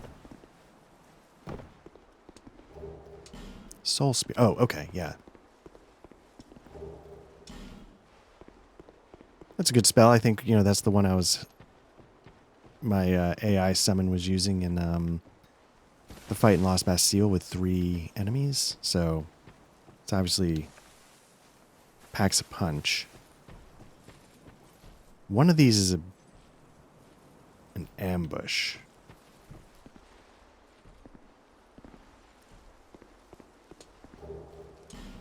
Another Morning Star, or was that a flail? I thought we got something like that early in the game, right near...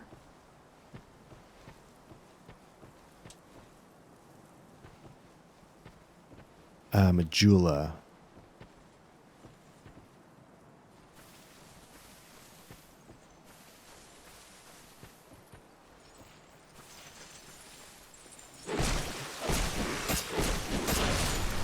Interesting, those missed.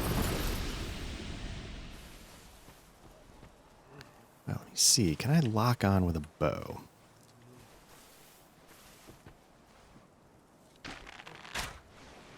Interesting, it does less than the throwing knives, but I've got way more arrows than throwing knives. So...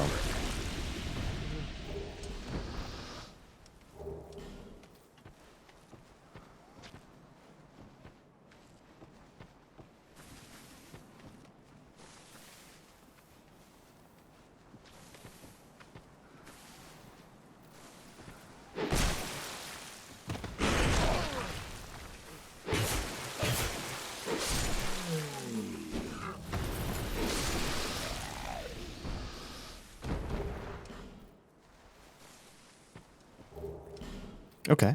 All right.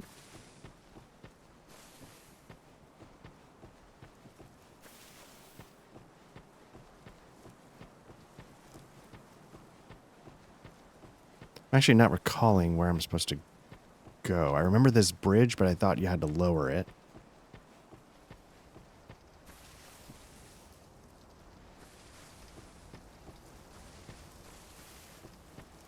So I'm trying to remember, how do I do this?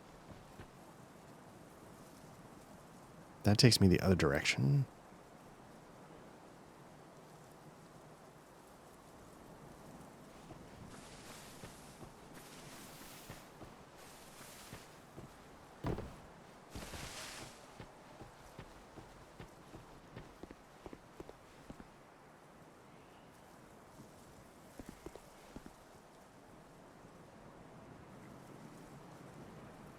Yeah, how the hell do I get over there?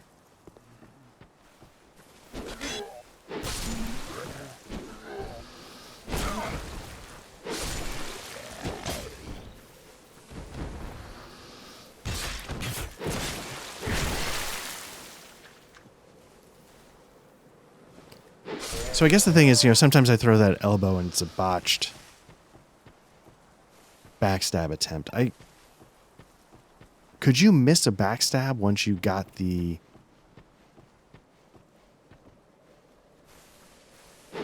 Once you got the animation going, could you miss it? In Dark Souls, I can never recall that actually being a thing anywhere else. Is there another path I can take from here? Doesn't seem like it.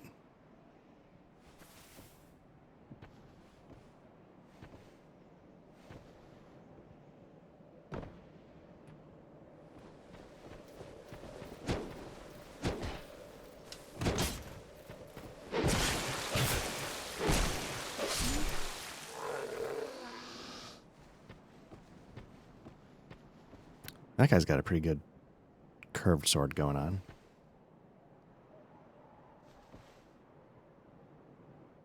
Oh, I was about to switch. I can't remember. I don't know if I've got the Uchi in this one. I was just kind of curious to give it a shot.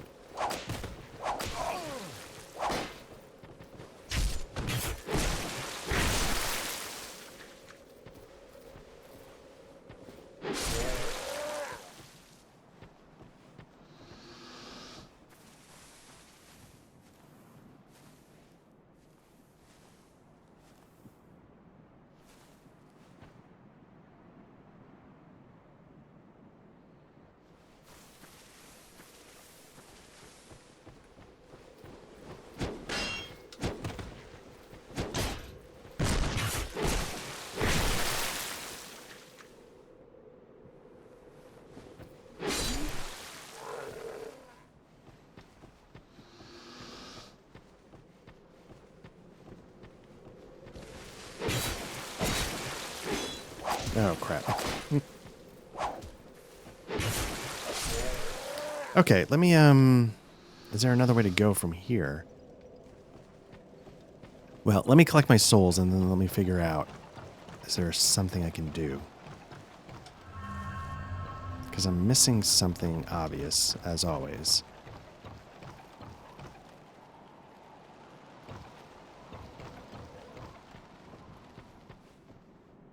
Because I want to get to the other side of that bridge so I can lower it. But I'm not seeing another path from here, even though this is like the higher ground.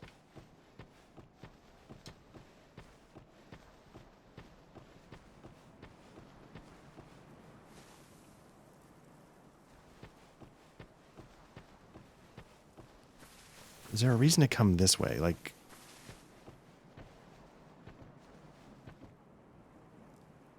Not seeing anything there. Okay.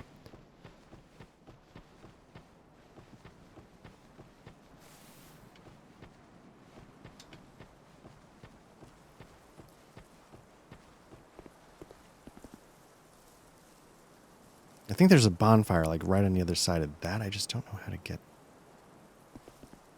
I really enjoy exploring. Like, I really enjoy open world games, and this type of exploration feels more like pixel hunting in an old adventure game. It doesn't quite feel exploration-y. It feels more like solving a puzzle. And that actually is something I've never genuinely loved in video games. I don't know what's wrong with me. I remember, you know, a good friend of mine like really loved the Tomb Raider games because he loved like the puzzle solving aspects of it. And I was like, yeah, interestingly enough, that's not. I like the reboot ones now more because they have the puzzle solving if you want it, but if you don't, they have, you know, more classic, you know, stealth, adventure, exploration.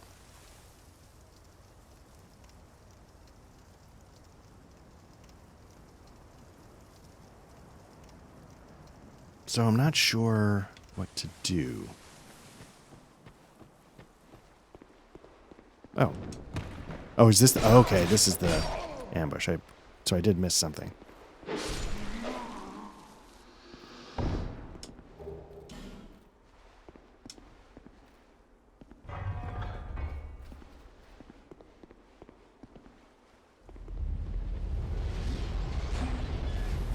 Okay, so I just have to remember that's right next to the bridge.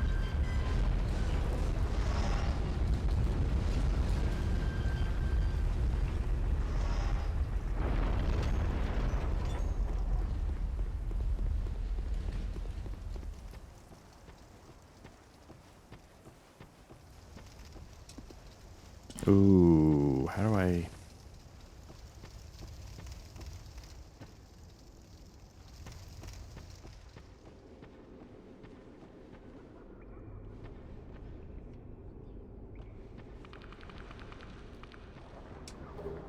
Oh, right. These things... Oh, just being near them curses you. Okay.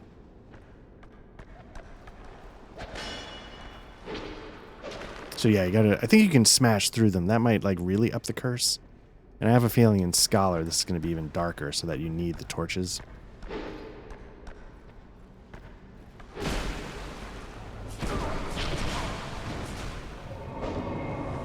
Oh, somebody's buffing these guys. Like a necromancer or something.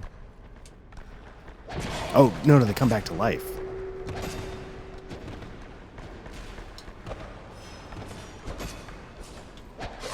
Ooh, okay.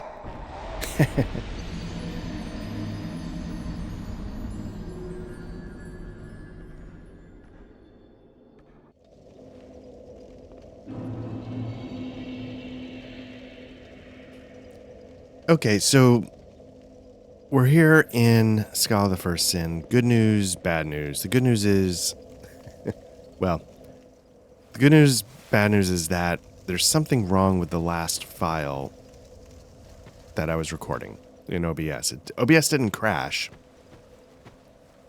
Where I left off was in vanilla, opening this, getting up to here. I think I died in the cave. In vanilla, then I proceeded to clear this half of the board. I beat the boss, proceeded to the next area to open up the bonfire, then switched back to Scholar of the First Sin, and started running this side. Obviously, I got the key. But so then I was like, okay. Oop, not paying attention while I talk. So then I was like, okay, let me go, you know, take a break. I have a stopping point. Let me stop the recording. And I went to check the file. The file's there. OBS, like I said, did not crash. But I can't, it won't play. It's not a remuxing thing. Although I did try to remux it just on the off chance that would work. You know, I tried changing the...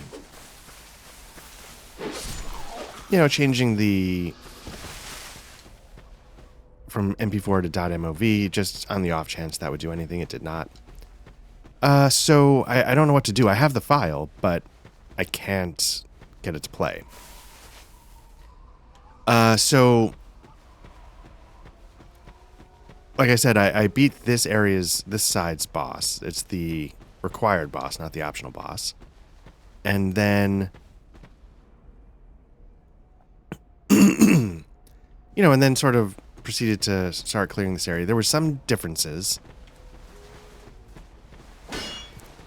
In vanilla, you get the key to open up the bonfire down here in a cave. And there's also an invasion that occurs down here on this path. In Scholar, the key's gone. You get some other item here. I forget what it was.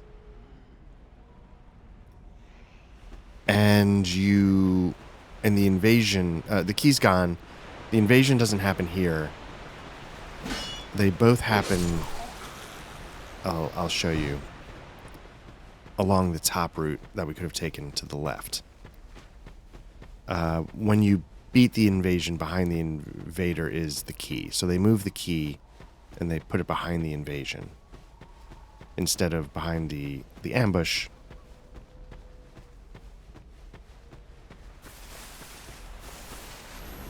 There are a couple items here that I tried to get in vanilla, fell off.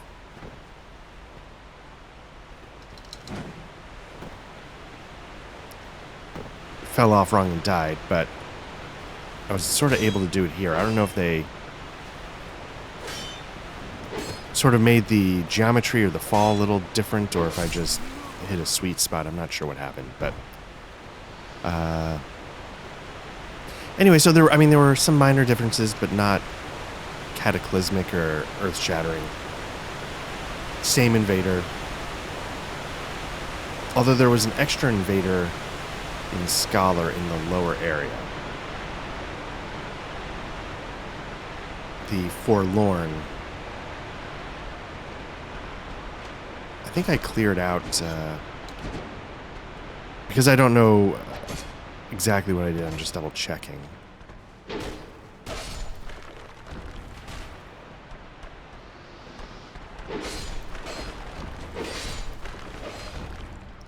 I just want to see who this is. Is this a human being?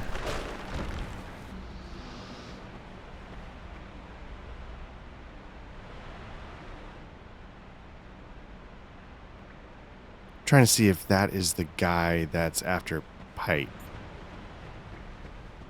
I think I killed the...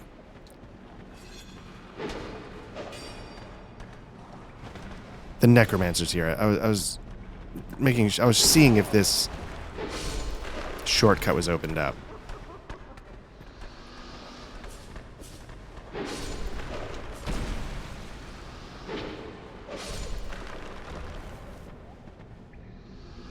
One of the other changes is there's, well, not here. I'll show as we go back through the caves. You know, one of the necromancers, they switched spots so that it was easier to kill in the cave, but it could take shots at you outside the cave. And another difference is they have these running undead. And if you catch them and kill them, I think they give you something. I don't know if it's really worth hunting them down, but it does look like I have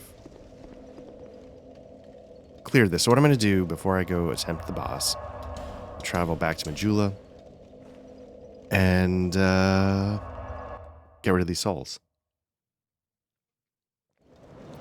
So I'm not sure what happened with that file. I've been recording recently. Is that a shard you found? Here. Oh, Let me see okay, I it. forgot I had that. To see light, however faint it might.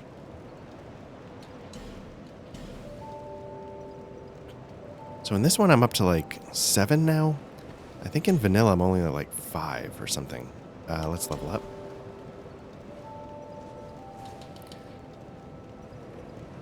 Again, let's do a couple faith. Oh, is that it? Okay, that's fine.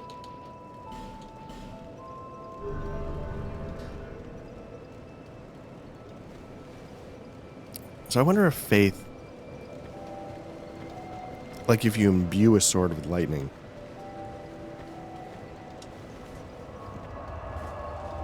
does faith impact that?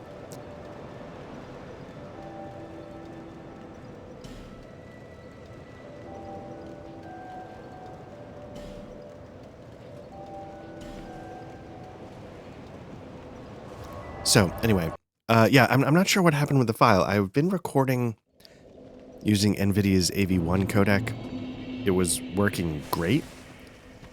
I don't know if it's because I had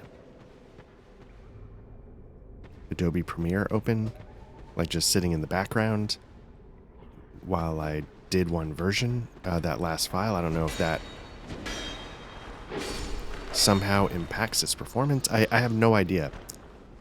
And I confess, like, I've enjoyed it. I don't really care, but AV1 has worked pretty well.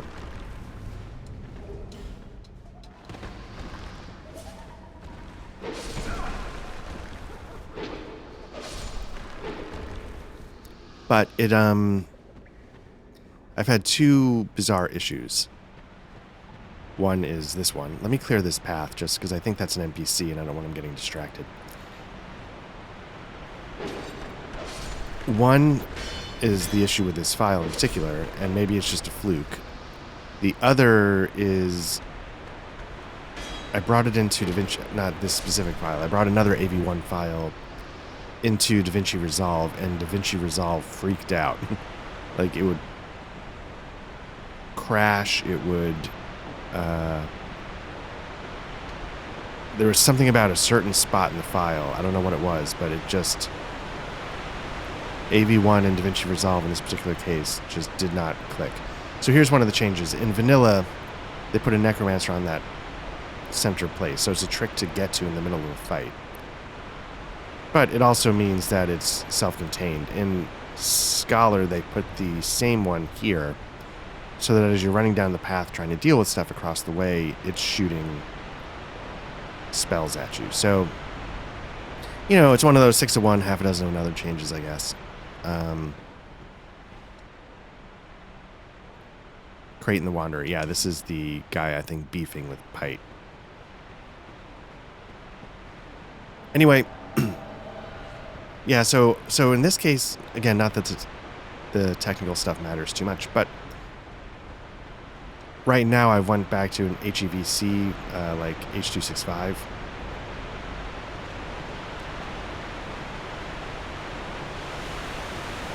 Just for stability. I don't know if it actually is more stable, but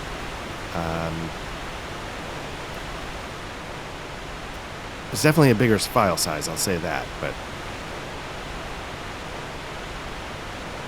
yeah, I just got a little spooked when I lost. You know, it was like an hour of gameplay, just gone. Okay, so this boss, you know, I beat on vanilla. It's going to be this undead arena fight with a bunch of summons. And so what I figured out to do is there's these 3 guys that drop. You can sort of drop them pretty quickly.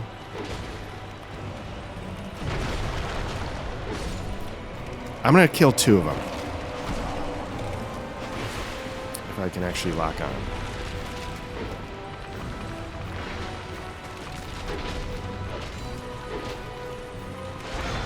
Actually, I'm going to start dealing with ads because I'm nervous that he's going to kill.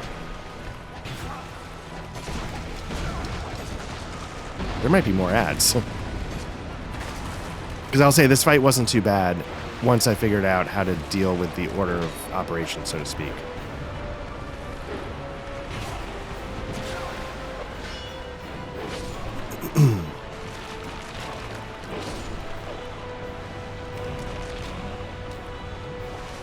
There might be way more ads, actually.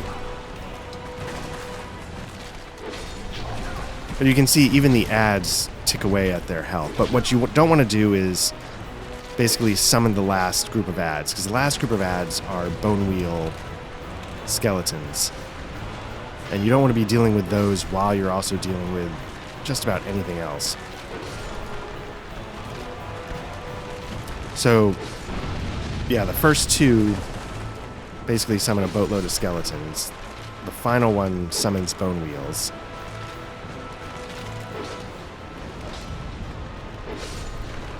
How are we doing?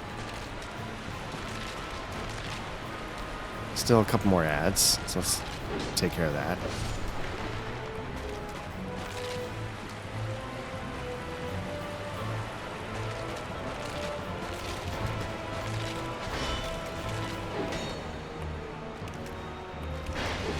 Now, in vanilla, it's 4 bone wheels.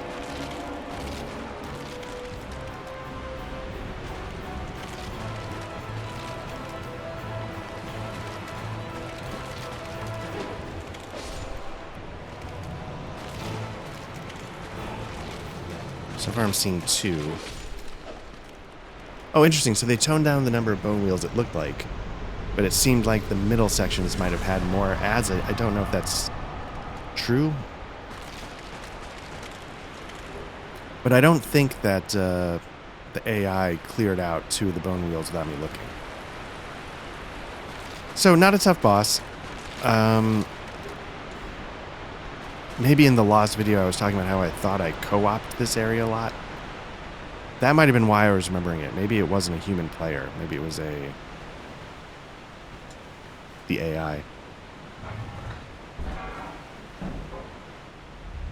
Sorry I'm sounding a little congested. I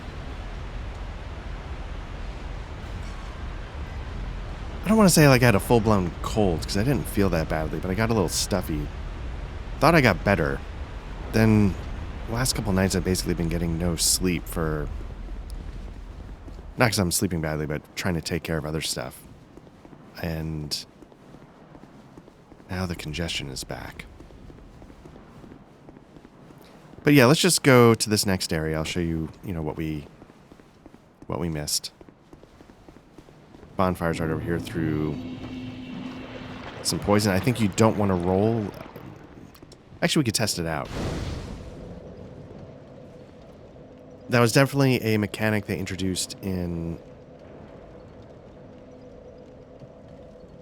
Well, introduced. Maybe they didn't introduce. It's definitely in Elden Ring.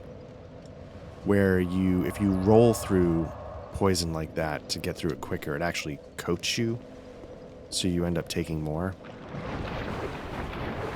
I think it did go up faster when I started rolling. So maybe that's where this comes from. Now, what is this? Okay, that looks like a human player. Are you a traveler? I'm Chloanne, an ore-stone trader. I travel about collecting rare stones, which I sell to make my living. I never planned to visit this god's-forsaken place. But I don't know. I just sort of ended up here. I must have just wandered in. But now that I'm here, I've been scouting around for rare bits. Oh, don't look at me like that. Many of these stones are quite useful. For instance, certain stones are used in smithing. Ah, now your ears prick up. Have extras if you can pay. This is my trade, after all.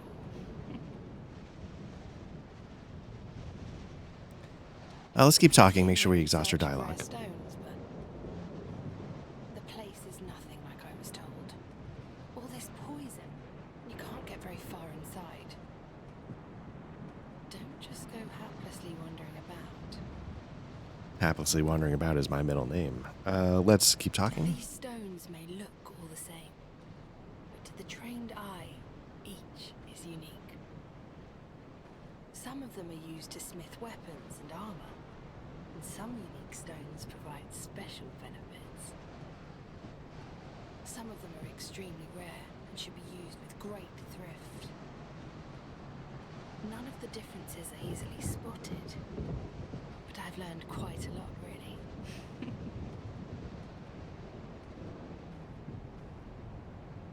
Drang Lake. How is it that I ended up here? It's funny. I can't seem to remember. I've searched every nook and cranny here. I suppose it's time to move on. Perhaps we'll meet again, if we live that long. I've searched every nook and cranny here. Okay, I suppose. so a couple things. One, I think this might be the daughter of... What can we... Nope. What can we buy? I remember it being... At least in vanilla, it was not impressive. But it was, I guess... 10 more of these.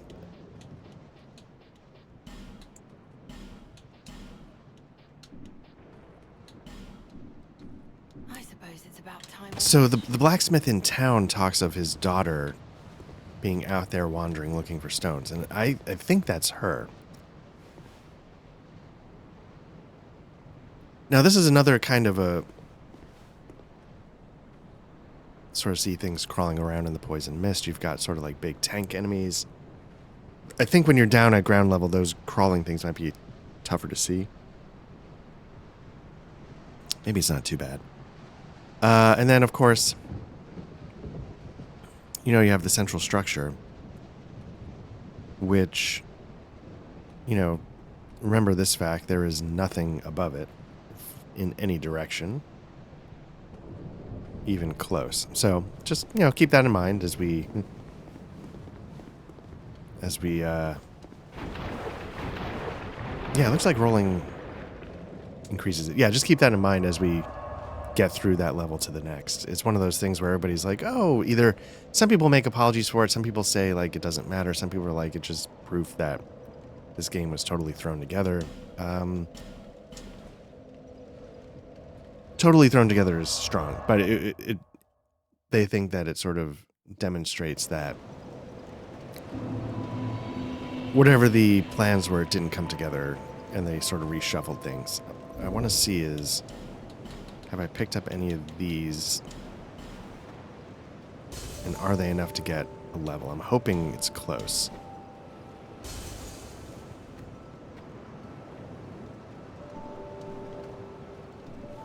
Even though I just bought 10 Titanite shards, I don't know if I really have anything worth.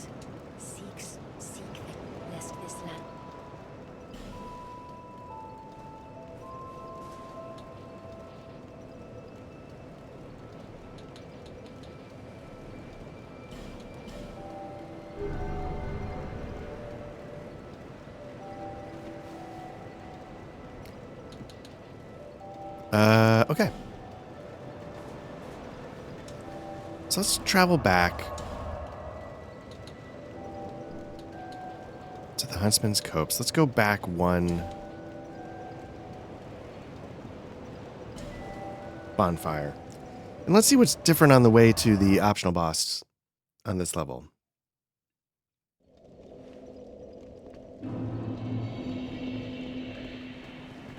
Oh, I never picked that up? Oh, I guess that makes sense, yeah, because I haven't been across the bridge yet. Okay. So that might be a little different.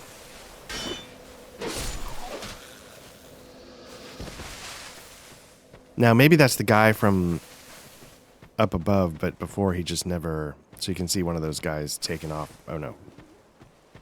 There was a zombie taking off running in the distance. I don't know if you could see it.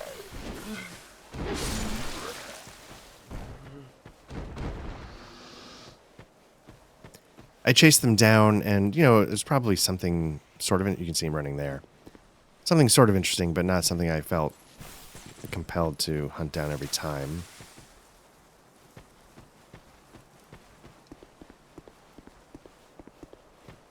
Now this puts the guy down here.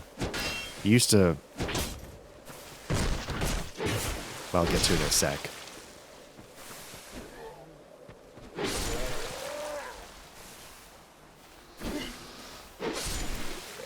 So the way this worked in vanilla, if you remember, is that there were 2 undead on the ground level. I'd wipe them out, then he would drop down from there.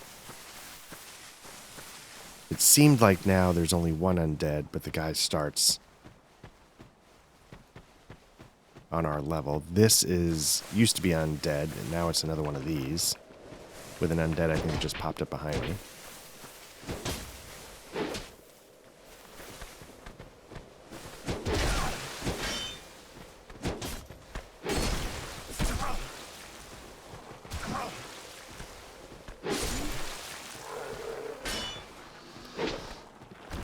Now, the other thing I remember is I got this item in vanilla, and I was like, eh. Oh, no, maybe I wasn't. It was a whip, and then I started blathering on endlessly about two-handing whips and et cetera, et cetera.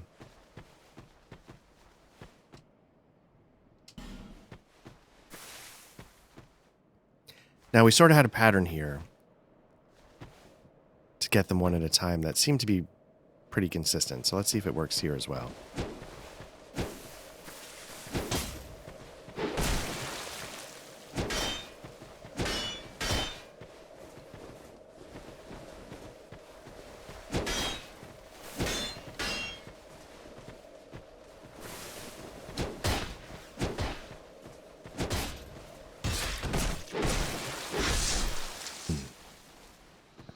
Okay.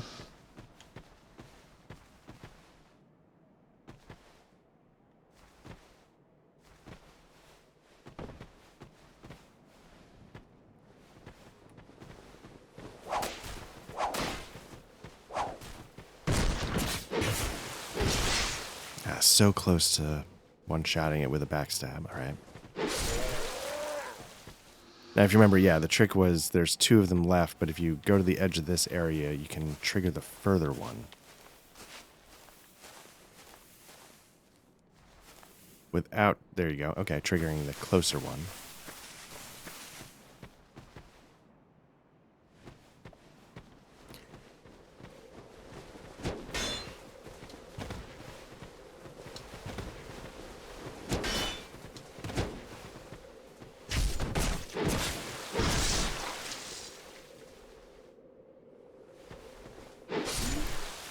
So I'm kind of curious to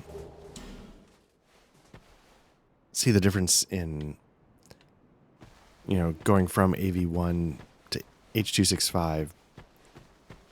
AV1, I was looking up settings, and there were like total overkill settings, but, you know, I had like the bit rate at like, maybe that was part of the problem. I had the bit rate at like 60,000, which I know is overkill, like super duper. That noise sounds different. Okay. So there's an extra one here.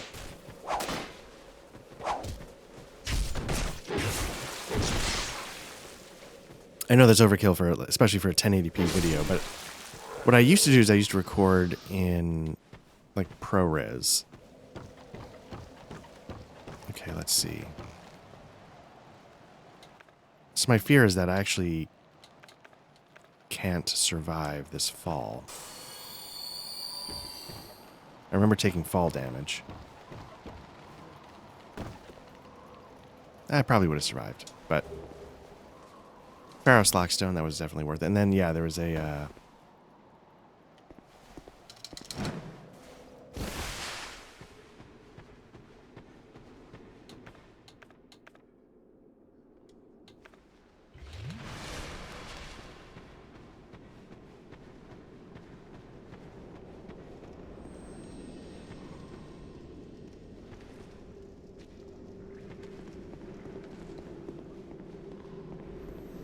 but yeah, you know, so back to H.265. I used to do, you know, middling ProRes QuickTime. That looks different. Oh, that's definitely different. Okay. No, stop. Got.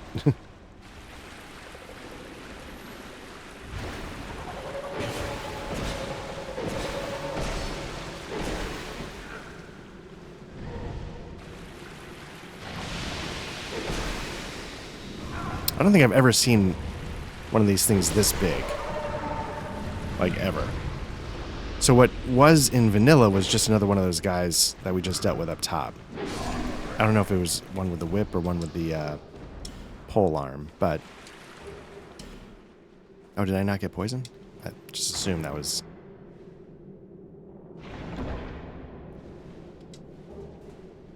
But it was the same treasure as Ricard's rapier. Now, I've heard in this game rapiers are really good. I've seen people, like, power stancing. I've seen people with a rapier in each hand, blah, blah, blah. But it's just not my, it's not my bag. Because, again, you gotta, oh. I'm gonna have to go back down and get that. You know, because, again, half of it is not just best damage. It's also, like, the move set, etc., etc. I really like the Bastard Sword because it's got that sweep, so that when I get... Especially in this game where you start to get overwhelmed, they just throw enemies at you like crazy. Compared to other Souls games, you can have a little bit better chance of clearing them out.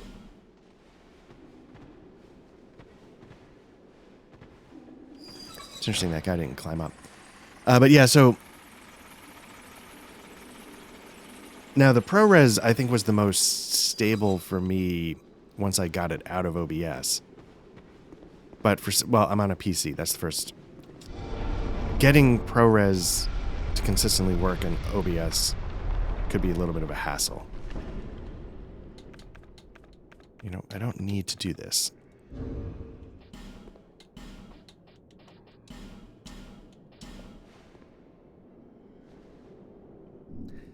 So, and it was sort of weird. It wasn't consistent. It'd be like instance to instance. On one profile, I could get ProRes to work.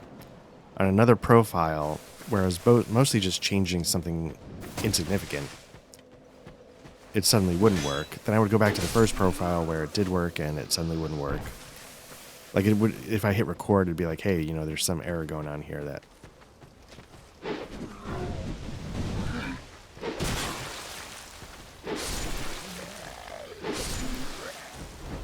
Just a lot of weirdness. And so I was like, all right, let me try AV1. I don't know if the quality was as good or as better or worse. You know, probably for all intents and purposes, especially once YouTube gets a hold of it, it doesn't matter, but.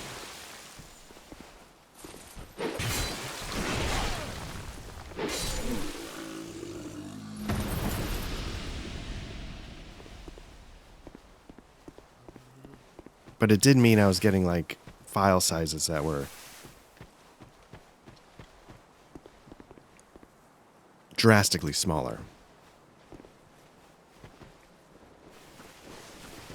Which, of course, is not surprising.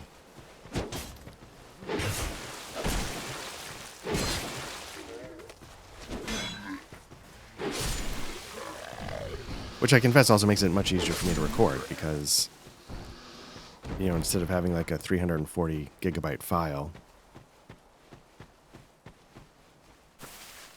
I have one that's like 11 gig, and I don't have to rush to piece it together to clear the space so I could record the next one, etc., etc.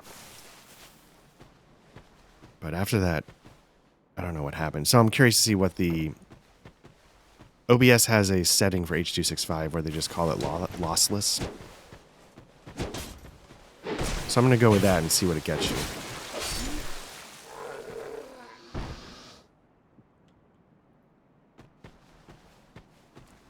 Even if it's like 60 gig a file, like I can deal with that better than like 400 gig.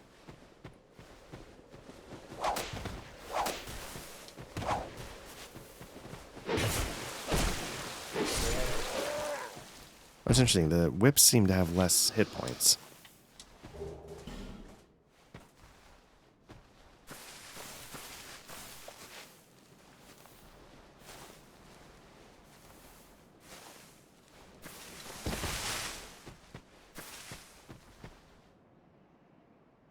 Or something was different there, but I seem to have a total damage that was only 800 instead of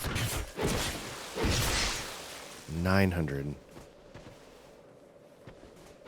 Or maybe just there was some overkill when I was just taking swings.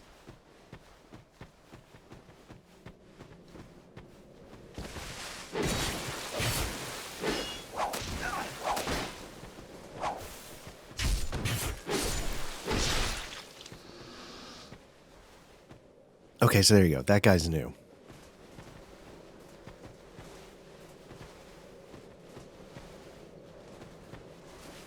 And it looks like he's deliberately set up to drop after you pass by. So that's whatever.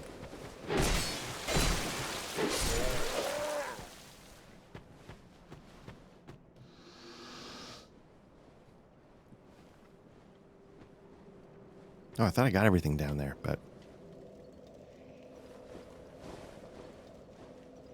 So I'm hearing movement. Oh, maybe it's coming. Okay.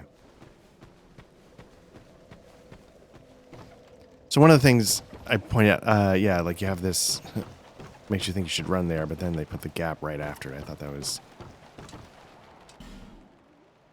I guess, a little praise the sun going on. Oh, that's new. So they've added crap for you to deal with on the bridge, potentially. I like the idea that they actually don't stand up.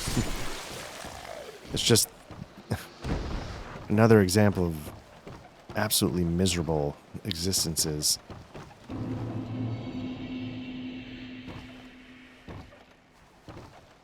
Coming up, buddy? So it's still the same invader.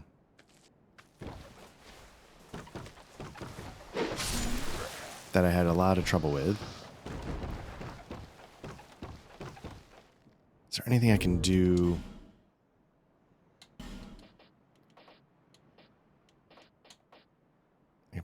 apply magic, I guess. You know, does it matter?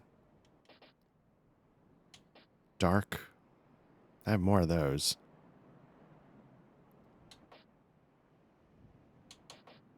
As always, I hesitate to do it because I'm probably just going to die. But let's try dark and see what it does, if anything. I think I missed it.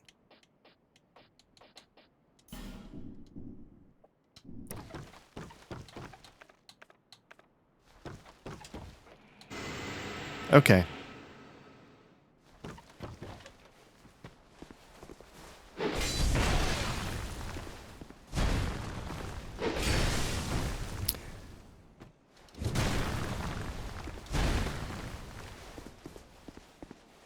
Now, the thing I know is that I can always pull back on the bridge enough to reset his position.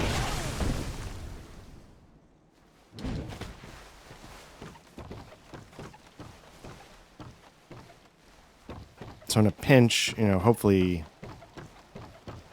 create enough distance I can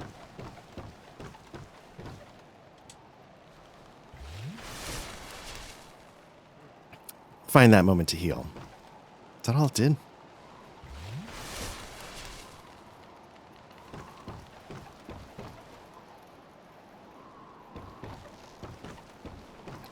So, you know, we traded some blows. So I think he's...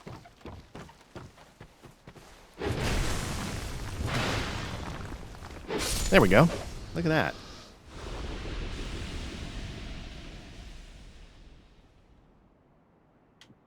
All right.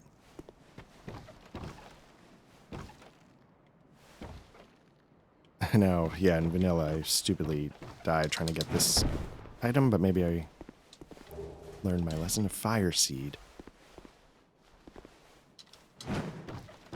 What does that do?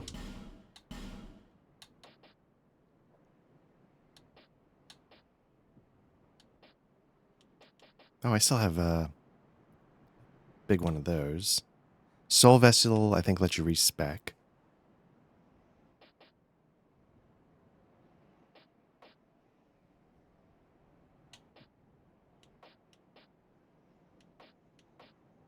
Hmm.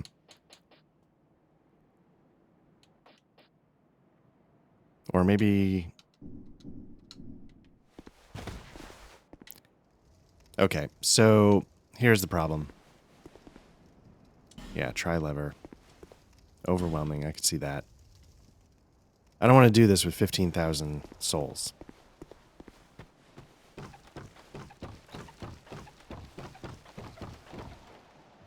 What I could do...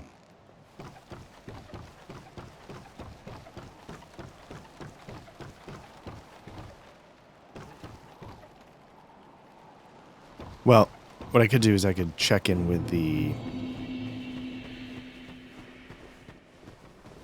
Check in with the blacksmith, see if I have any upgrade, get a level, you know, something like that. Then we could take a look at that boss. I could burn a human effigy so I could see if there's any summoning to be done. Or maybe I... Could I summon Pite's enemy and then just wheel him back the other way? Like if I were to clear the level.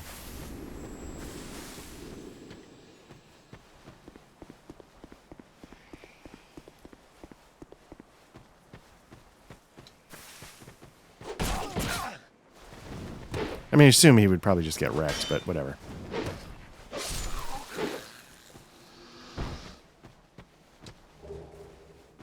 I'm just curious because I remember it being fun, so I could see if there was ever 1-2 co-op in this area, that would be it. Yeah, I apologize. I'm so congested. I'm actually not that congested, just in the exact way that makes me sound like a moron. More than usual.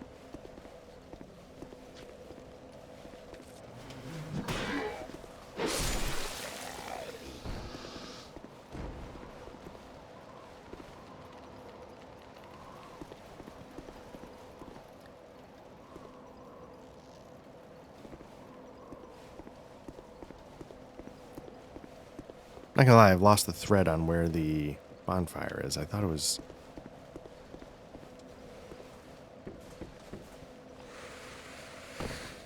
Oh, no, no, no. I'm sorry. Yeah, it's underneath. Okay, so let's travel back. I also have a thing I can throw in the bonfire to boost my flask.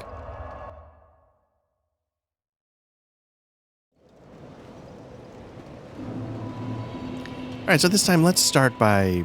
Oh, yeah, there she is. Let's see what she sells now. Oh, fancy meeting you here. Speak up if you need anything at all, alright? These stones mainly. Okay. Some of them are none of the Inventory has not changed, okay. But let's see if this was his daughter. I knew you'd be around soon. How goes your journey? Take these. They should help a bit. Okay. Drat. You're worse than my reckless daughter. Don't spend your whole life in transit, will you? She's right outside. Okay, let's reinforce, see if we got anything. Nope. Let's see if he sells... Nope. Is there anything else?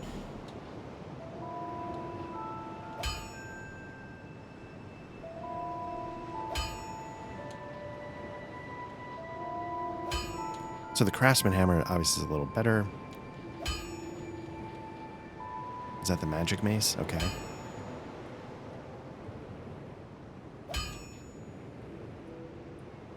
Yeah, I have no idea. A bandit axe I've heard is pretty good. I have no idea what the right way to go is. Any of this stuff, but the flamberge, which again is a pretty big sword that also, as you can see, has some bleed effect on it, which I think makes people dig it. The Royal Greatsword. One of these, this one had some lightning built in, which was kind of nice.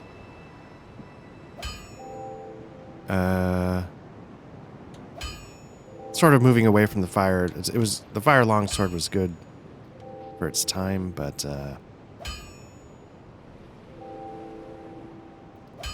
that's okay. And there's the old halberd, which I was toying around with for a little while, but it doesn't have the sweep that I want from the bastard sword. So let's put a little bit more here.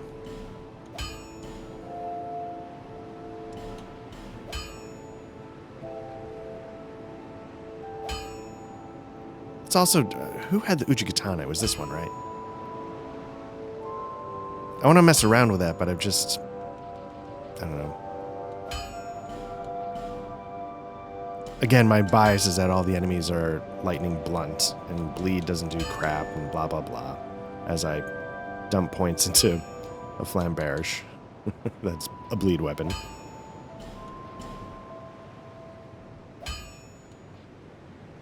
Okay, so this is starting to get up there. It's it can be up... right now it's at 194. Bastard sword's at 252, so obviously... but it doesn't have any lightning yet.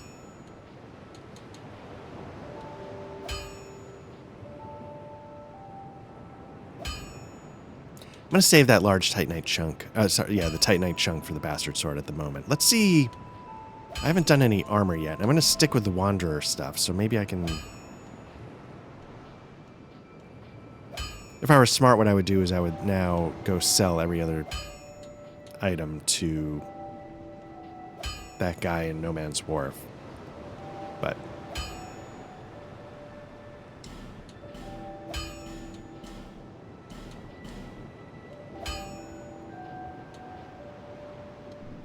okay, not bad. I'll be around if you make it back. Let's see if we can get a level.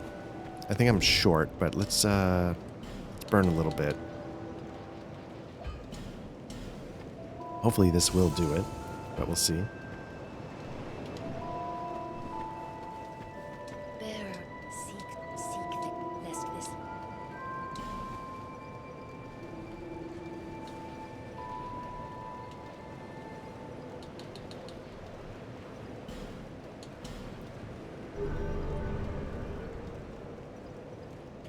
Not bad. Okay. Let me just really quickly see the Flamberge's moveset. Got a sweep. Is it basically like a... No. Okay. It's not quite the same as the Bastard Sword. So let's see. This is doing 162. It's got a bleed of 76. The Bastard Sword is much higher still. Okay. It's interesting. Bastard Sword plus 7's doing 238. What's the Halberd doing? At a plus 3, it's almost matching Bastard Sword. Crap. Oh well.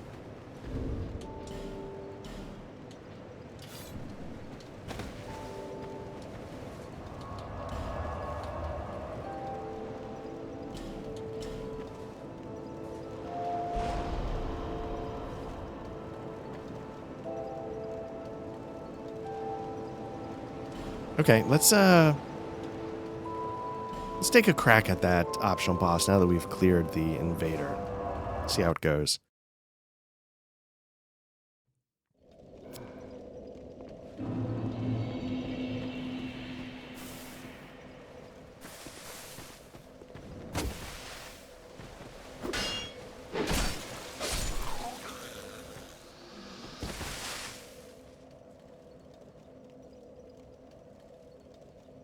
Okay.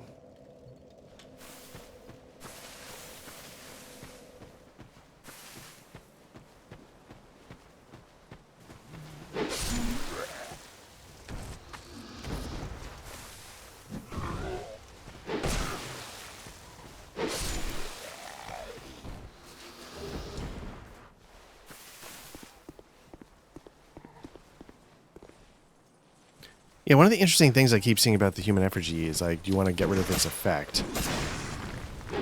Is that it makes you less likely to get invaded, which I was surprised to see. Because usually, in every other Souls game, being at that kind of health is exactly when you get invaded. But it's interesting that they give you the full health effect and then also make it less likely for you to get bothered.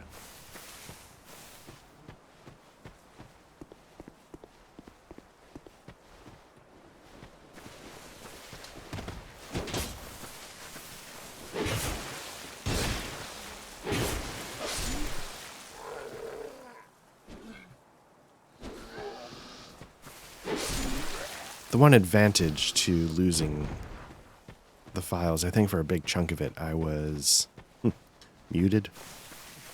You know, when I have to, you know, when I'm sniffly, like, I don't want you guys to have to listen to me cough or clear my throat.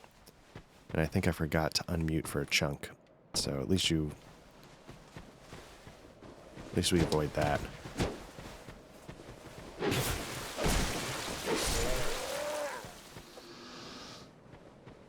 That's not good.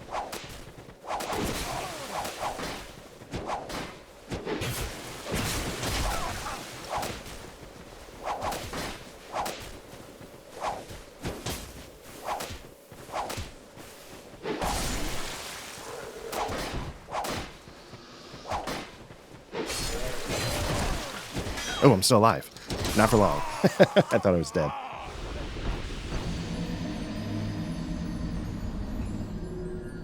Not sure what I did there to get the whole group going.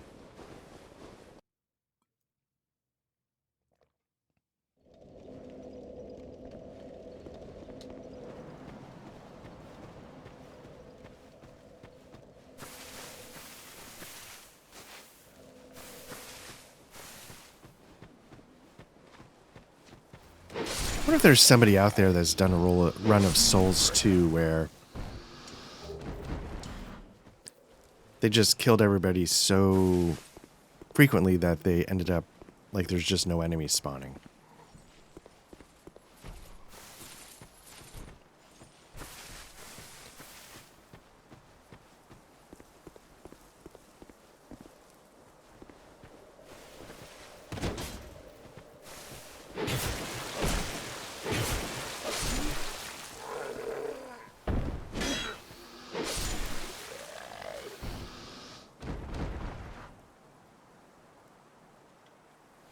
mean, I can't imagine the amount of time that would take, but I'm just curious if somebody... You know, if guys are doing, like, soup ladle runs of Souls games.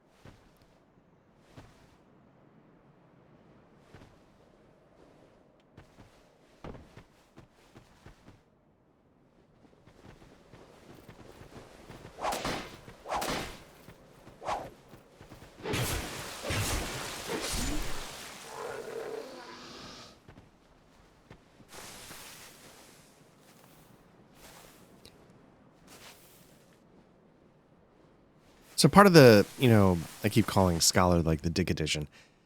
Like, I don't think this gauntlet is very fun.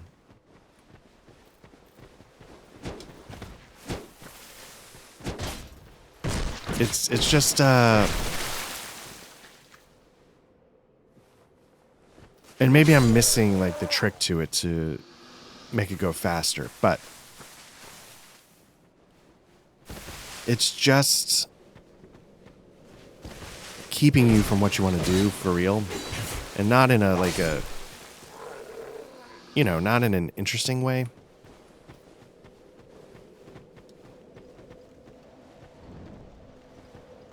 So to slow it down by adding one more, like, it doesn't change the...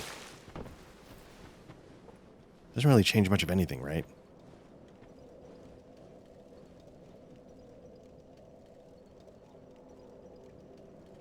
It's not that, like, if you've... You know, if you sort of got these guys down, you got these guys down.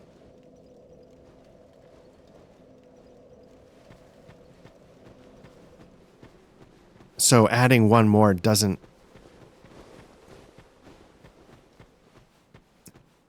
make the challenge more interesting or more... Well, it doesn't make it any more interesting. It's just an added time tax.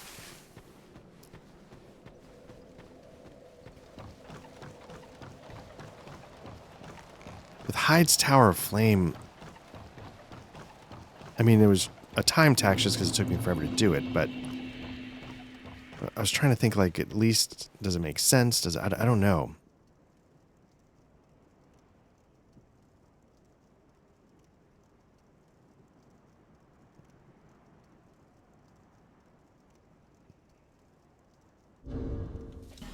But in this, like, particular run, it just feels like, okay.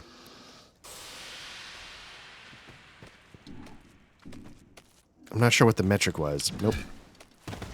That they were working from that made them think.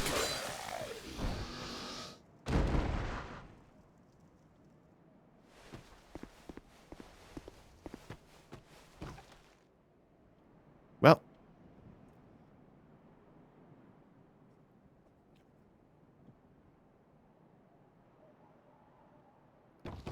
Let's give it a shot.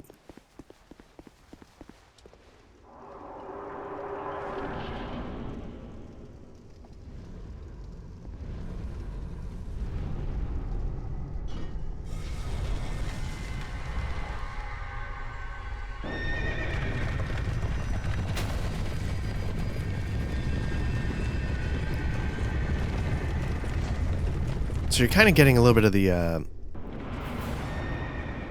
inspiration for the chariots that everybody hates in Elden Ring.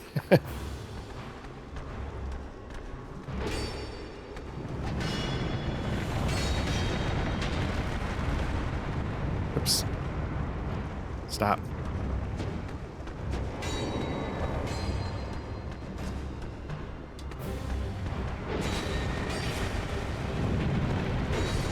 So the good thing about killing this guy is now, hopefully, when the chariot takes out the skeletons,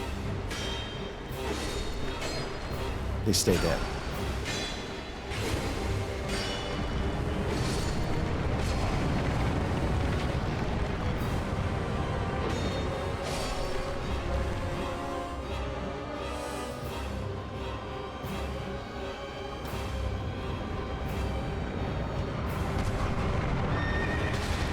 Oh!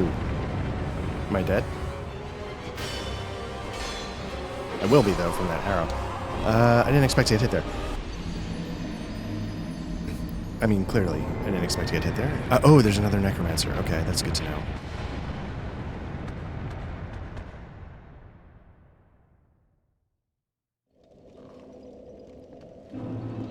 So again, it's just mostly being careful. And then what you do is you make your way around the loop. And much like, you know, you do in Elden Ring, you jam up the chariot so that it becomes more of a normal fight.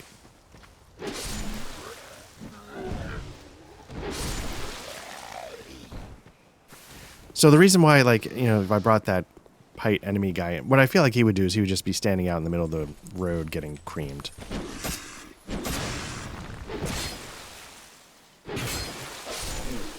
So I don't know how necessarily helpful he would be. I was surprised I got hit by the chariot in that case. I'm tempted to just YOLO it.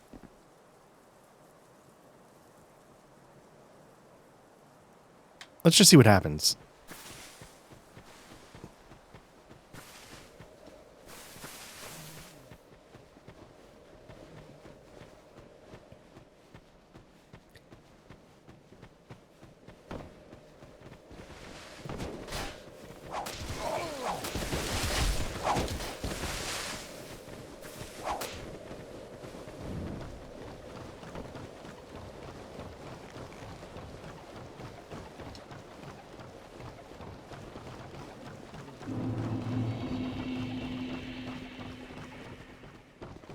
Yeah, they're right on you. Okay, so you can't stop to heal here. Am I gonna get a shot in while I... Oh,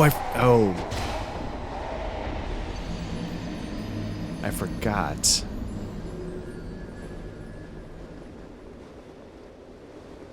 So I think in Dark Souls 1, you get invulnerability when you start going through a fog gate.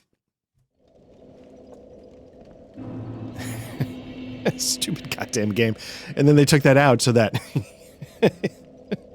It's a thing that would help you at least blow past stuff you didn't want to do. Oh my goodness.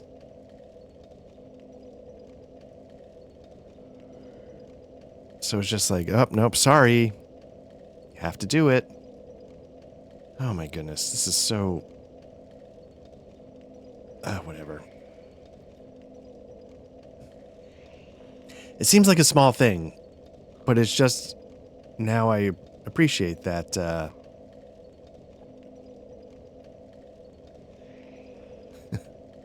You're trapped. I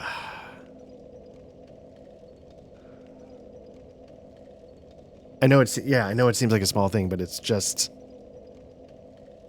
one of those things that sits in and realizes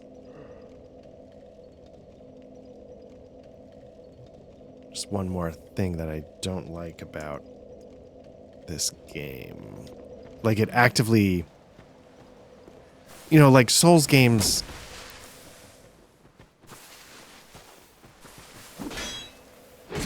You could easily make the argument that they're, like, actively hostile to you, right?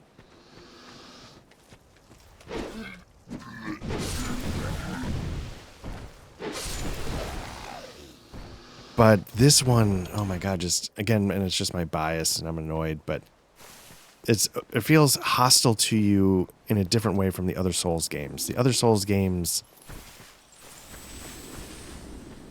you know, it felt like they're trying to come up with a challenge or, you know, whatever. This one is just gang squads and...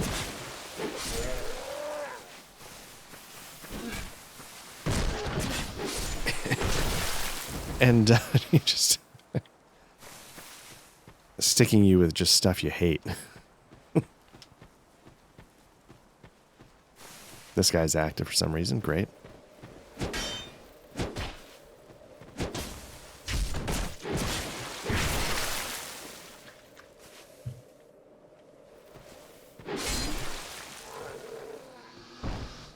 It's just like, yeah, having invulnerability as you go through it, like, it doesn't matter. But when the time came, they made the active choice to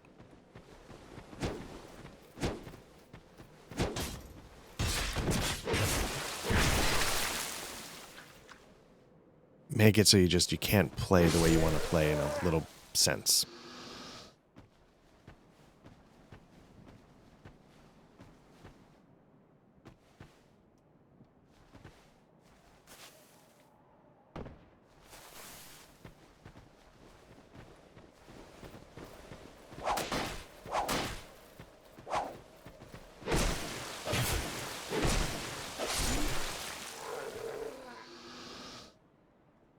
Okay, in that sense, I think maybe they have the same amount of HP. Maybe I just hit like a sweet spot on the sword attack once when I was able to kill them in 3.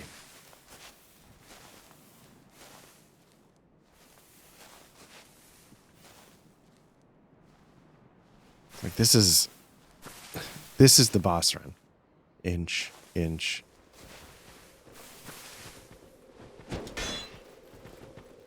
And it's irritating because it's a good boss fight for this game. I have fun with it. And I don't want to engage in it because I don't want to deal with this.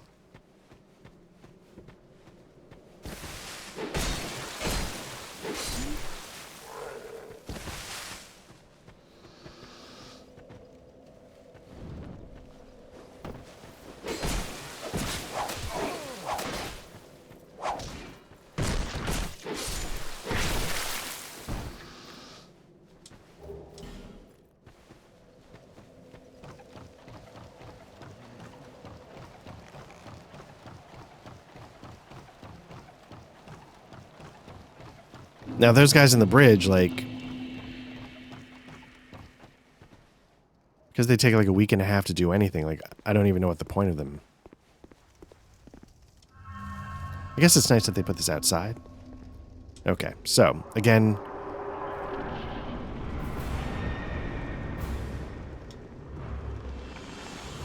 I wonder if we could get further.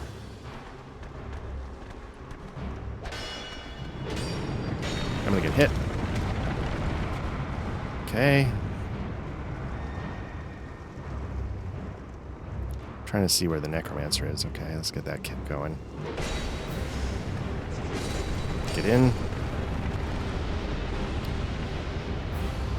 Now I want to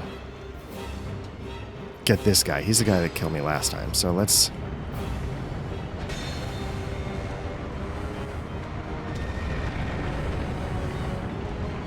I have to find the next necromancer.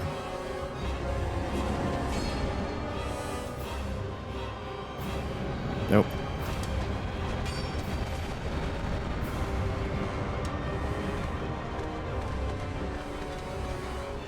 There you go.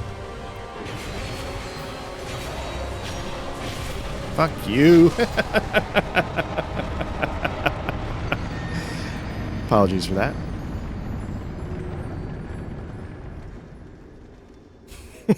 I usually don't completely drop F-bombs, but there you go.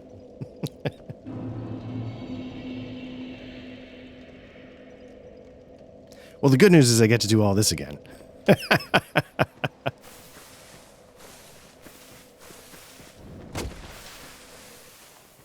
God, even making this guy drop down, it's just like...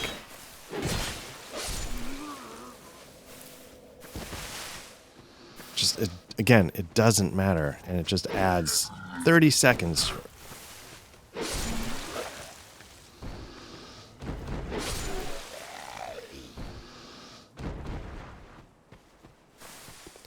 What I'll say is this.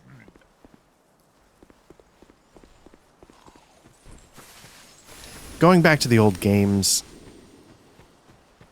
I don't know if this is a popular opinion, but going back to the old games makes me appreciate what Elden Ring brings to the table more and more. Now, you can prefer one to the other, whatever.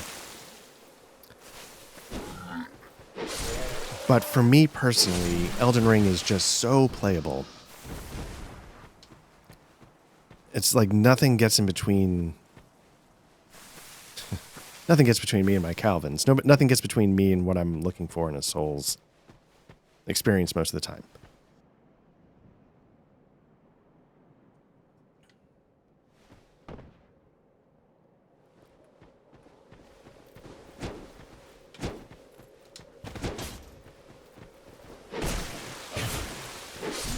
Souls 1, you can sort of blow through. You know, once you get, you know, you play it enough times, you can just sort of... Demon Souls, sort of the same thing. Like, they're not nearly as challenging as a whole.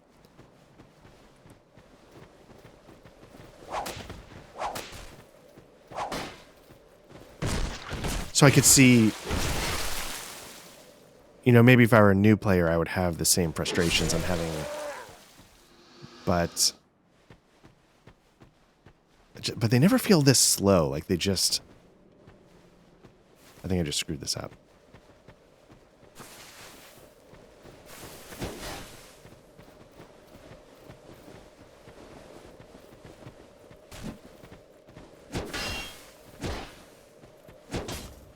Okay, for some reason, the other guy didn't trigger. I thought he would.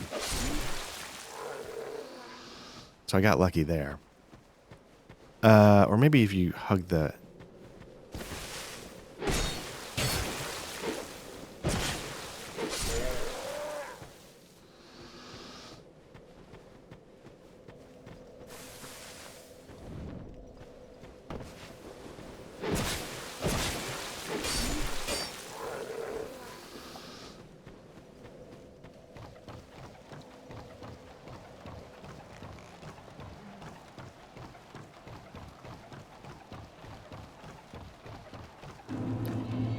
So now I'm a little nervous because I'm not at full health.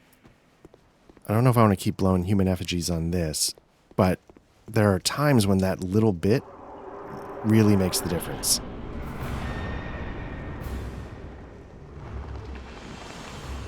I wonder if you can get to the first... Nope.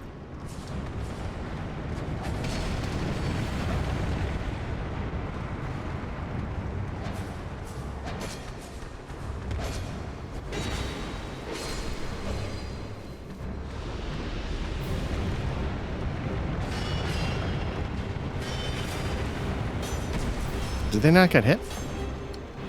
Because if that's the case, I'm just gonna...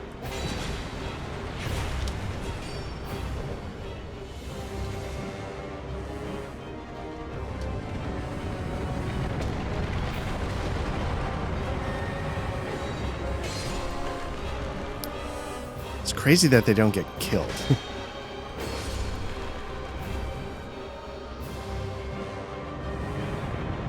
I don't know what he's laughing at.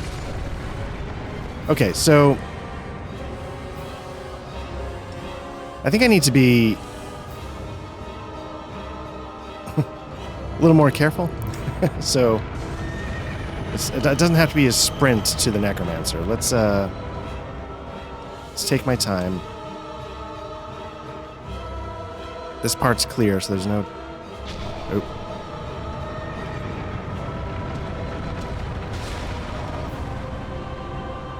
Of course, at the same time, I need to get to the next necromancer, because these guys are not going to die.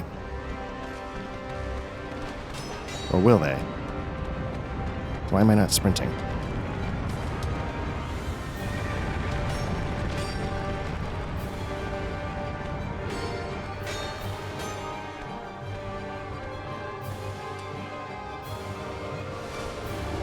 Yeah, they're not going to die.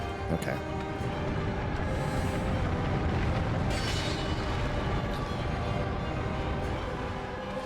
Maybe at least...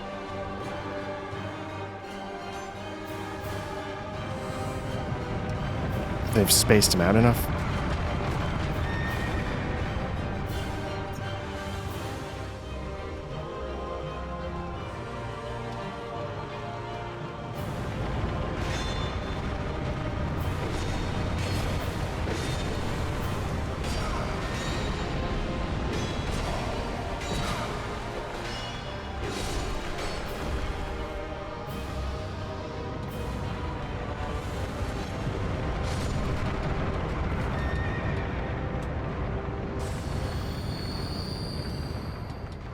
Okay.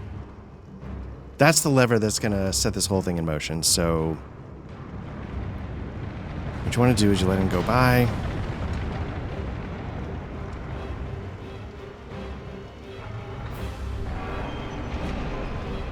Drop that.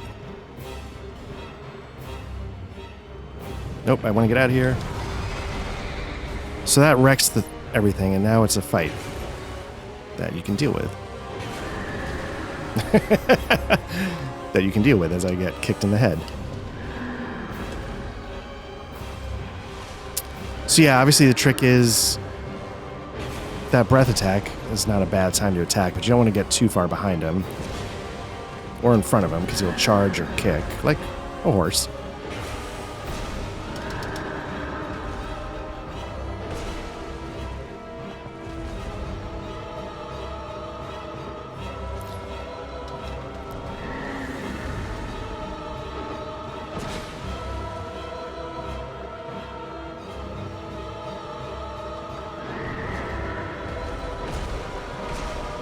Love another breath attack. Oh.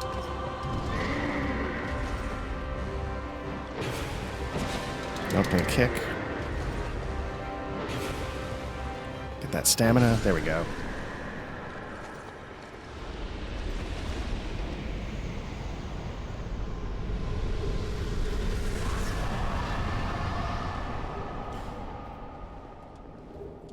Decent number of souls.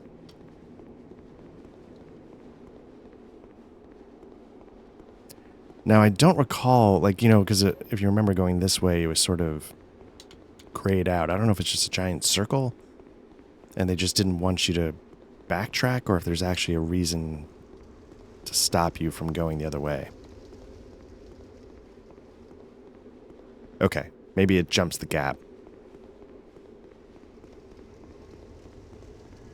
So there you go. Like, you know, again, like, not a bad boss.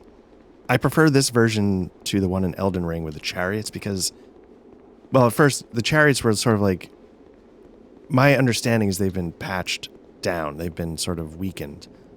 But they used to be just like if you got hit, you were dead. Just, that was it. There was no real way to survive them, and there was no real way to deal with them. Except for some environmental puzzle. It's not, well, I guess that's what this is too.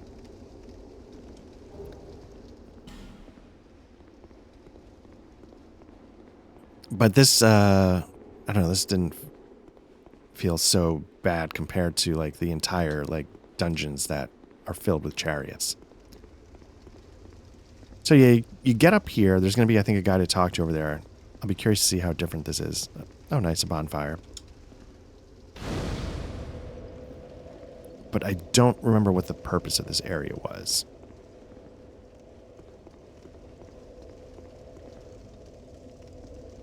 This is interesting. This is a creature.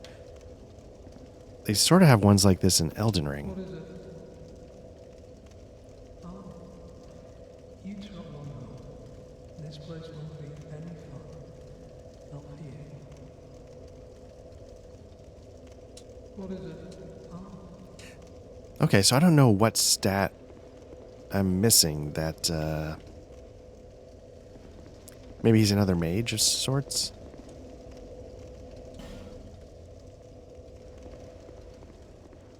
But, you know, at least we talked to him, we got the souls, so, I believe as far as Scholar goes, this area, the Huntsman's Copse. It's interesting, there's space for 2 more, though. Maybe they just don't all get filled.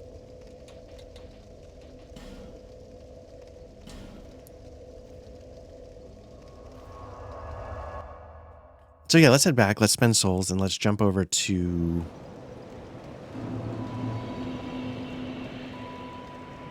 You know, I wonder... One thing I did do, like when I switch back and forth between Scholar and Vanilla, I don't always stop the recording. I wonder if that jams it up if, like, there's no source to record, or if it usually just records black, but maybe that screwed it up. The file that I lost.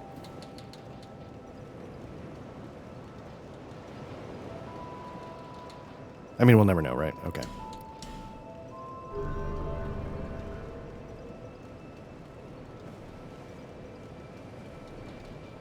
But yeah, let's jump over to Vanilla and let's see if we can take down that chariot, and then Huntsman's Copse will be done for good.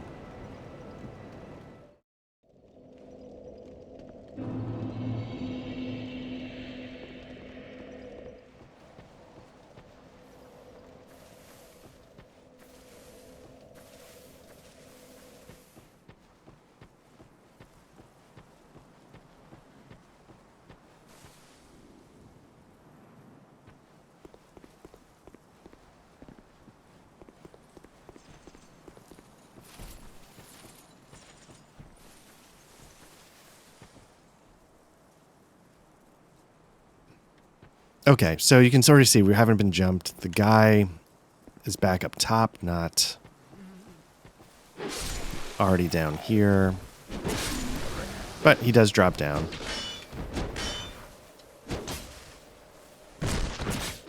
Nobody dropped down on me right off the bat, so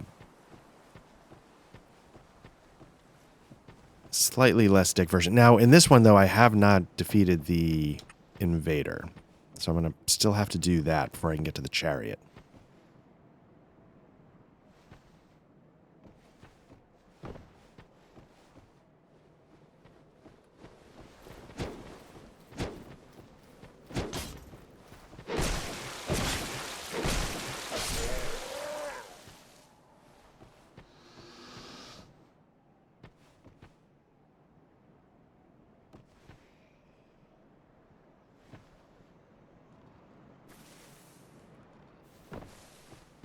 Trying to figure out what triggers them. Is it? It's obviously proximity. Like, is it also line of sight though? Because I feel like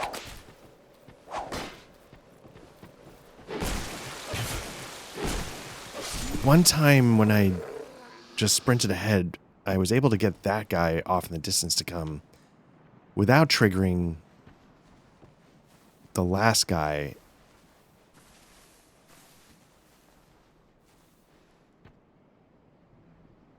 So I'm wondering if it was, if you hug the edge, if it actually makes a difference. I feel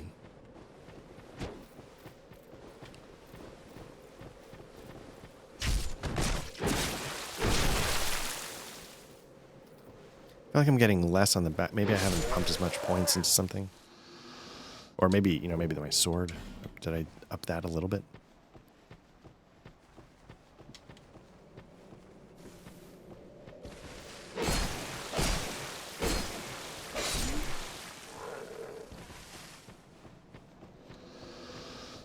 Okay, let's see if we can deal with this guy. I know it's stupid, but again, like this feels faster, even though it's not really that much of a difference. Oof.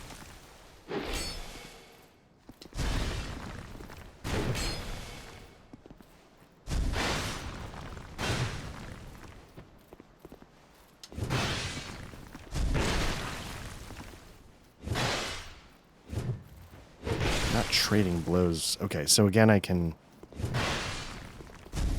on the wrong side of him, though. I gotta get on the bridge. Because if I can get on the bridge, I can retreat.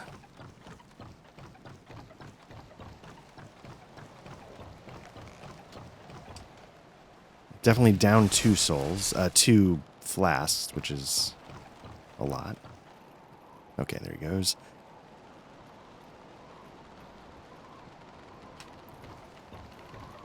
But, of course, yeah, I have less flasks, but I've got a bajillion life gems. So I guess that's something they're trying to account for.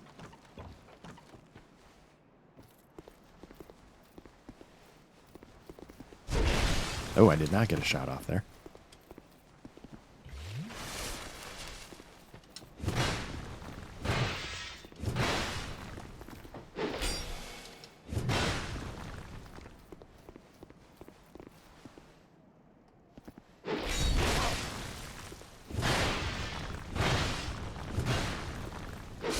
All right.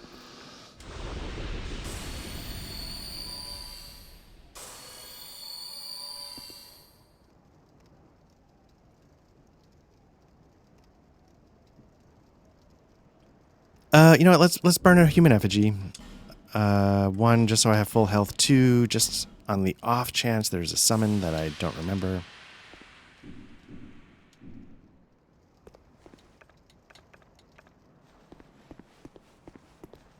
No, let's give it a shot.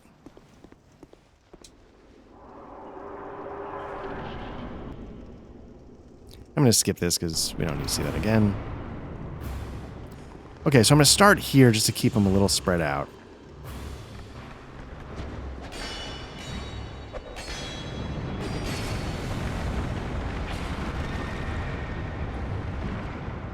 Now, can I get to... Yeah, let's see if I can get to this guy.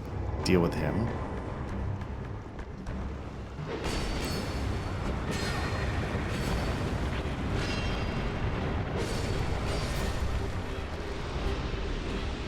Oh, nope. Hopefully the chariot deals with these guys now.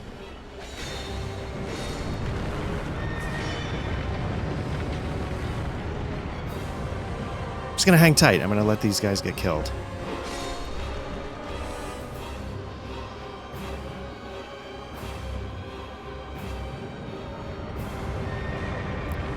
So I think what I did last time is I got the skeletons to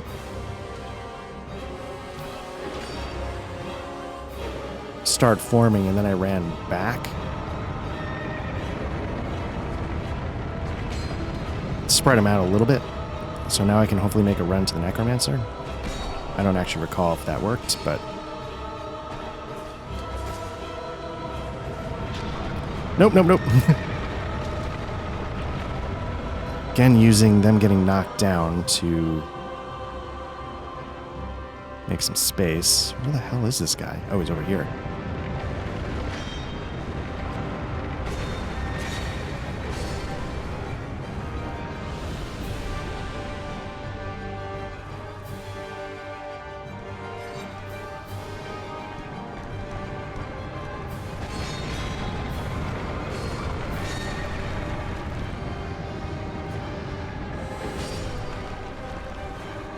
Alright, just making sure I'm in the clear.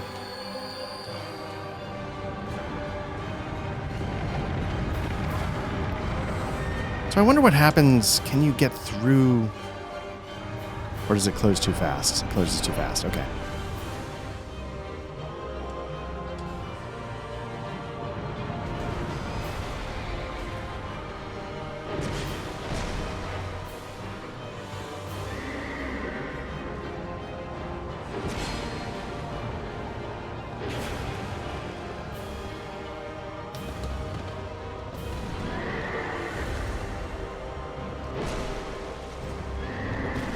Oh, come on. I think I... Well, whatever.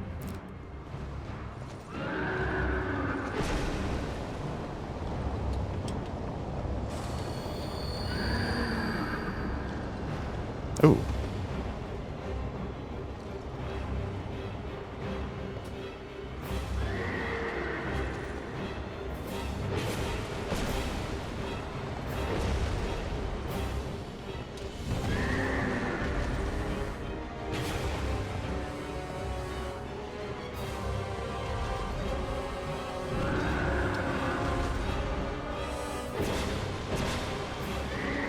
I'll have another breath attack.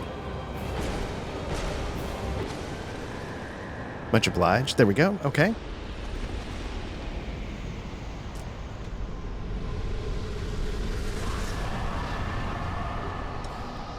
Again, it's a bit of like a gimmick puzzle boss, which it's always nice not to have just duel after duel after duel, so I do appreciate that. So let's see what is different, if anything. And maybe the reason why I always thought it was a waste of time was that I've never been able to take advantage of this merchant, whatever this NPC is. And maybe that's why I was like, oh, okay, all right. Same guy. Let's see what he says. What is it? Ah, Yeah, no idea. There we go.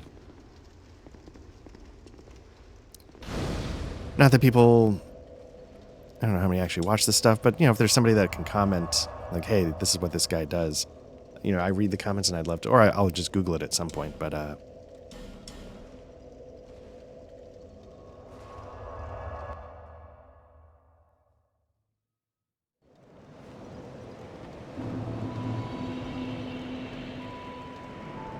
so as you can see, you know, we've got her over here because in the video I lost, I talked to her. Speak up. But I don't think, yeah, I didn't buy this. You know what? I have 9 already, so let's No interest. See, see if we can do anything here.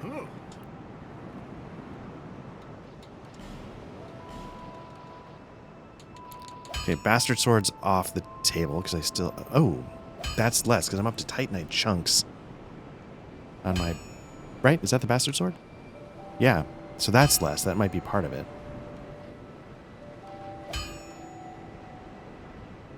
I don't believe I had the Hide Knight Sword here.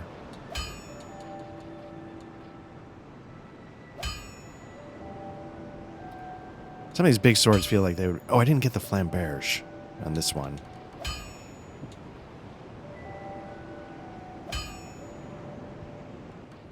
Part of me is like, do I just start leaning into like the ultimate smash weapons? Scales with the strength of A. It's probably already doing more damage than the Bastard Sword. I don't know if I have the strength though to... Oh, look at that. Now it's an S. Okay, yeah, that's nuts. I don't know if I have... I'll be around if you make it back. Has the Unga Bunga begun, I mean. Bearer of Matt would be the proud curse, if this is where I go with this. seek the lest this So I think I need a strength of like 28. Oh, I've already got that.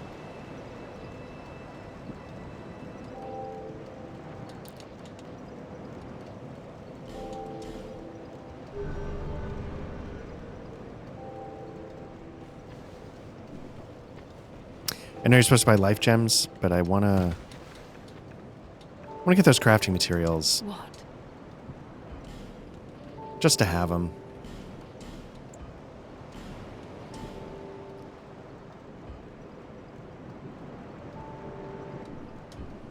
And let me see if I've got any souls I've picked up. Whenever you please. I think at some point she ups her inventory, but I don't know if she goes back on the road or not to do it.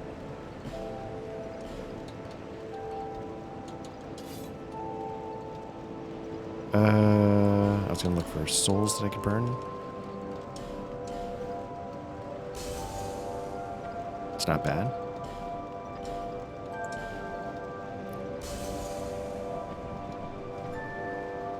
How does this thing swing? Okay. It's not as slow as I was fearing. I'll provide whatever.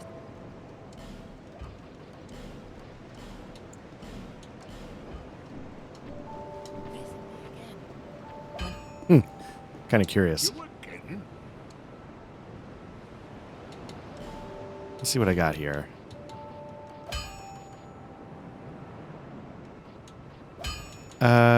Yeah, can't do the Bastard Sword. What was I doing with my halberd on this one?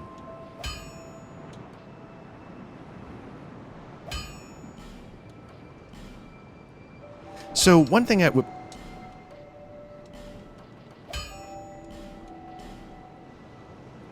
souls. Okay, yeah, let's do one of these. There we go. Let's do one of these. So one of the things... Around if you make it back. I can't say if this is objective or not, but it feels like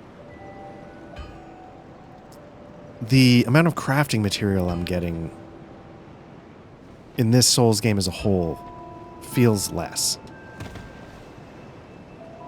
If that makes any sense at all. I feel like in other Souls games, like when I played Dark Souls 1, I didn't dump everything into everything because I found the Black Knight Halberd, but I felt like I had more resources to play with. Let me just see something really quickly. I'm not getting that vibe here. I just want to go to Macduff.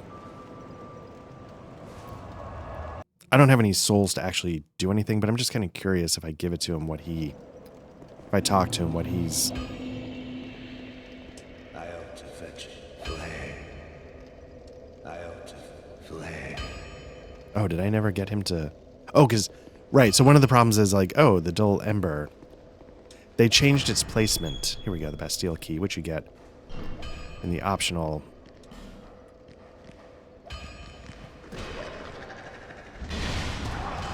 Can't tell if I hit it or not. Yeah, they changed the dull ember location.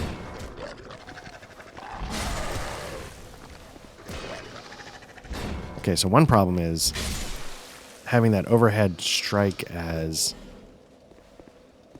the main attack. Let's see, might work for something like this. But with a dog that's going to jump out of the way. Or because of the crap.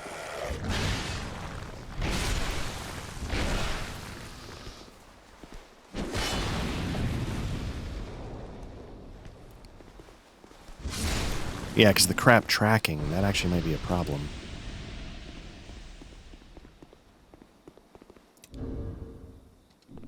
Okay. All right, well, let's do this. Let's head back to Majula. It was fun. I'll maybe mess around with that a little more, but for now, let's call the Belfry and Huntsman's Copse done. And we'll come back, and I think I'll just move into that poison area next. I forget what it was called, but it's the one that had the poison windmill that definitely did not have anything above it. 100% nothing above that. So thanks again, Black Lodge Trivia Night. Hopefully this has been some fun. Apologies for whatever happened to that file. I mean, all you missed was me, there were some differences in Huntsman's Copse, but it wasn't crazy. But yeah, you found us on YouTube. Like, subscribe, comment if you want. Especially if you can comment about what that guy is doing past the chariot. Otherwise, we do actual plays of RPGs. We have audio versions of those actual plays. If you just want to search for Black Lodge Trivia Night wherever you get your podcasts, we're about to release one of our actual podcasts, Damn Fine Coffee. We talk about solo RPGs, Matt and I. Talk about that for a little bit. We cover some other stuff as well. Again, you can watch the video here on YouTube. You already know where that is, or you could find the audio versions if you prefer that. But thanks again, and take care. Bye-bye.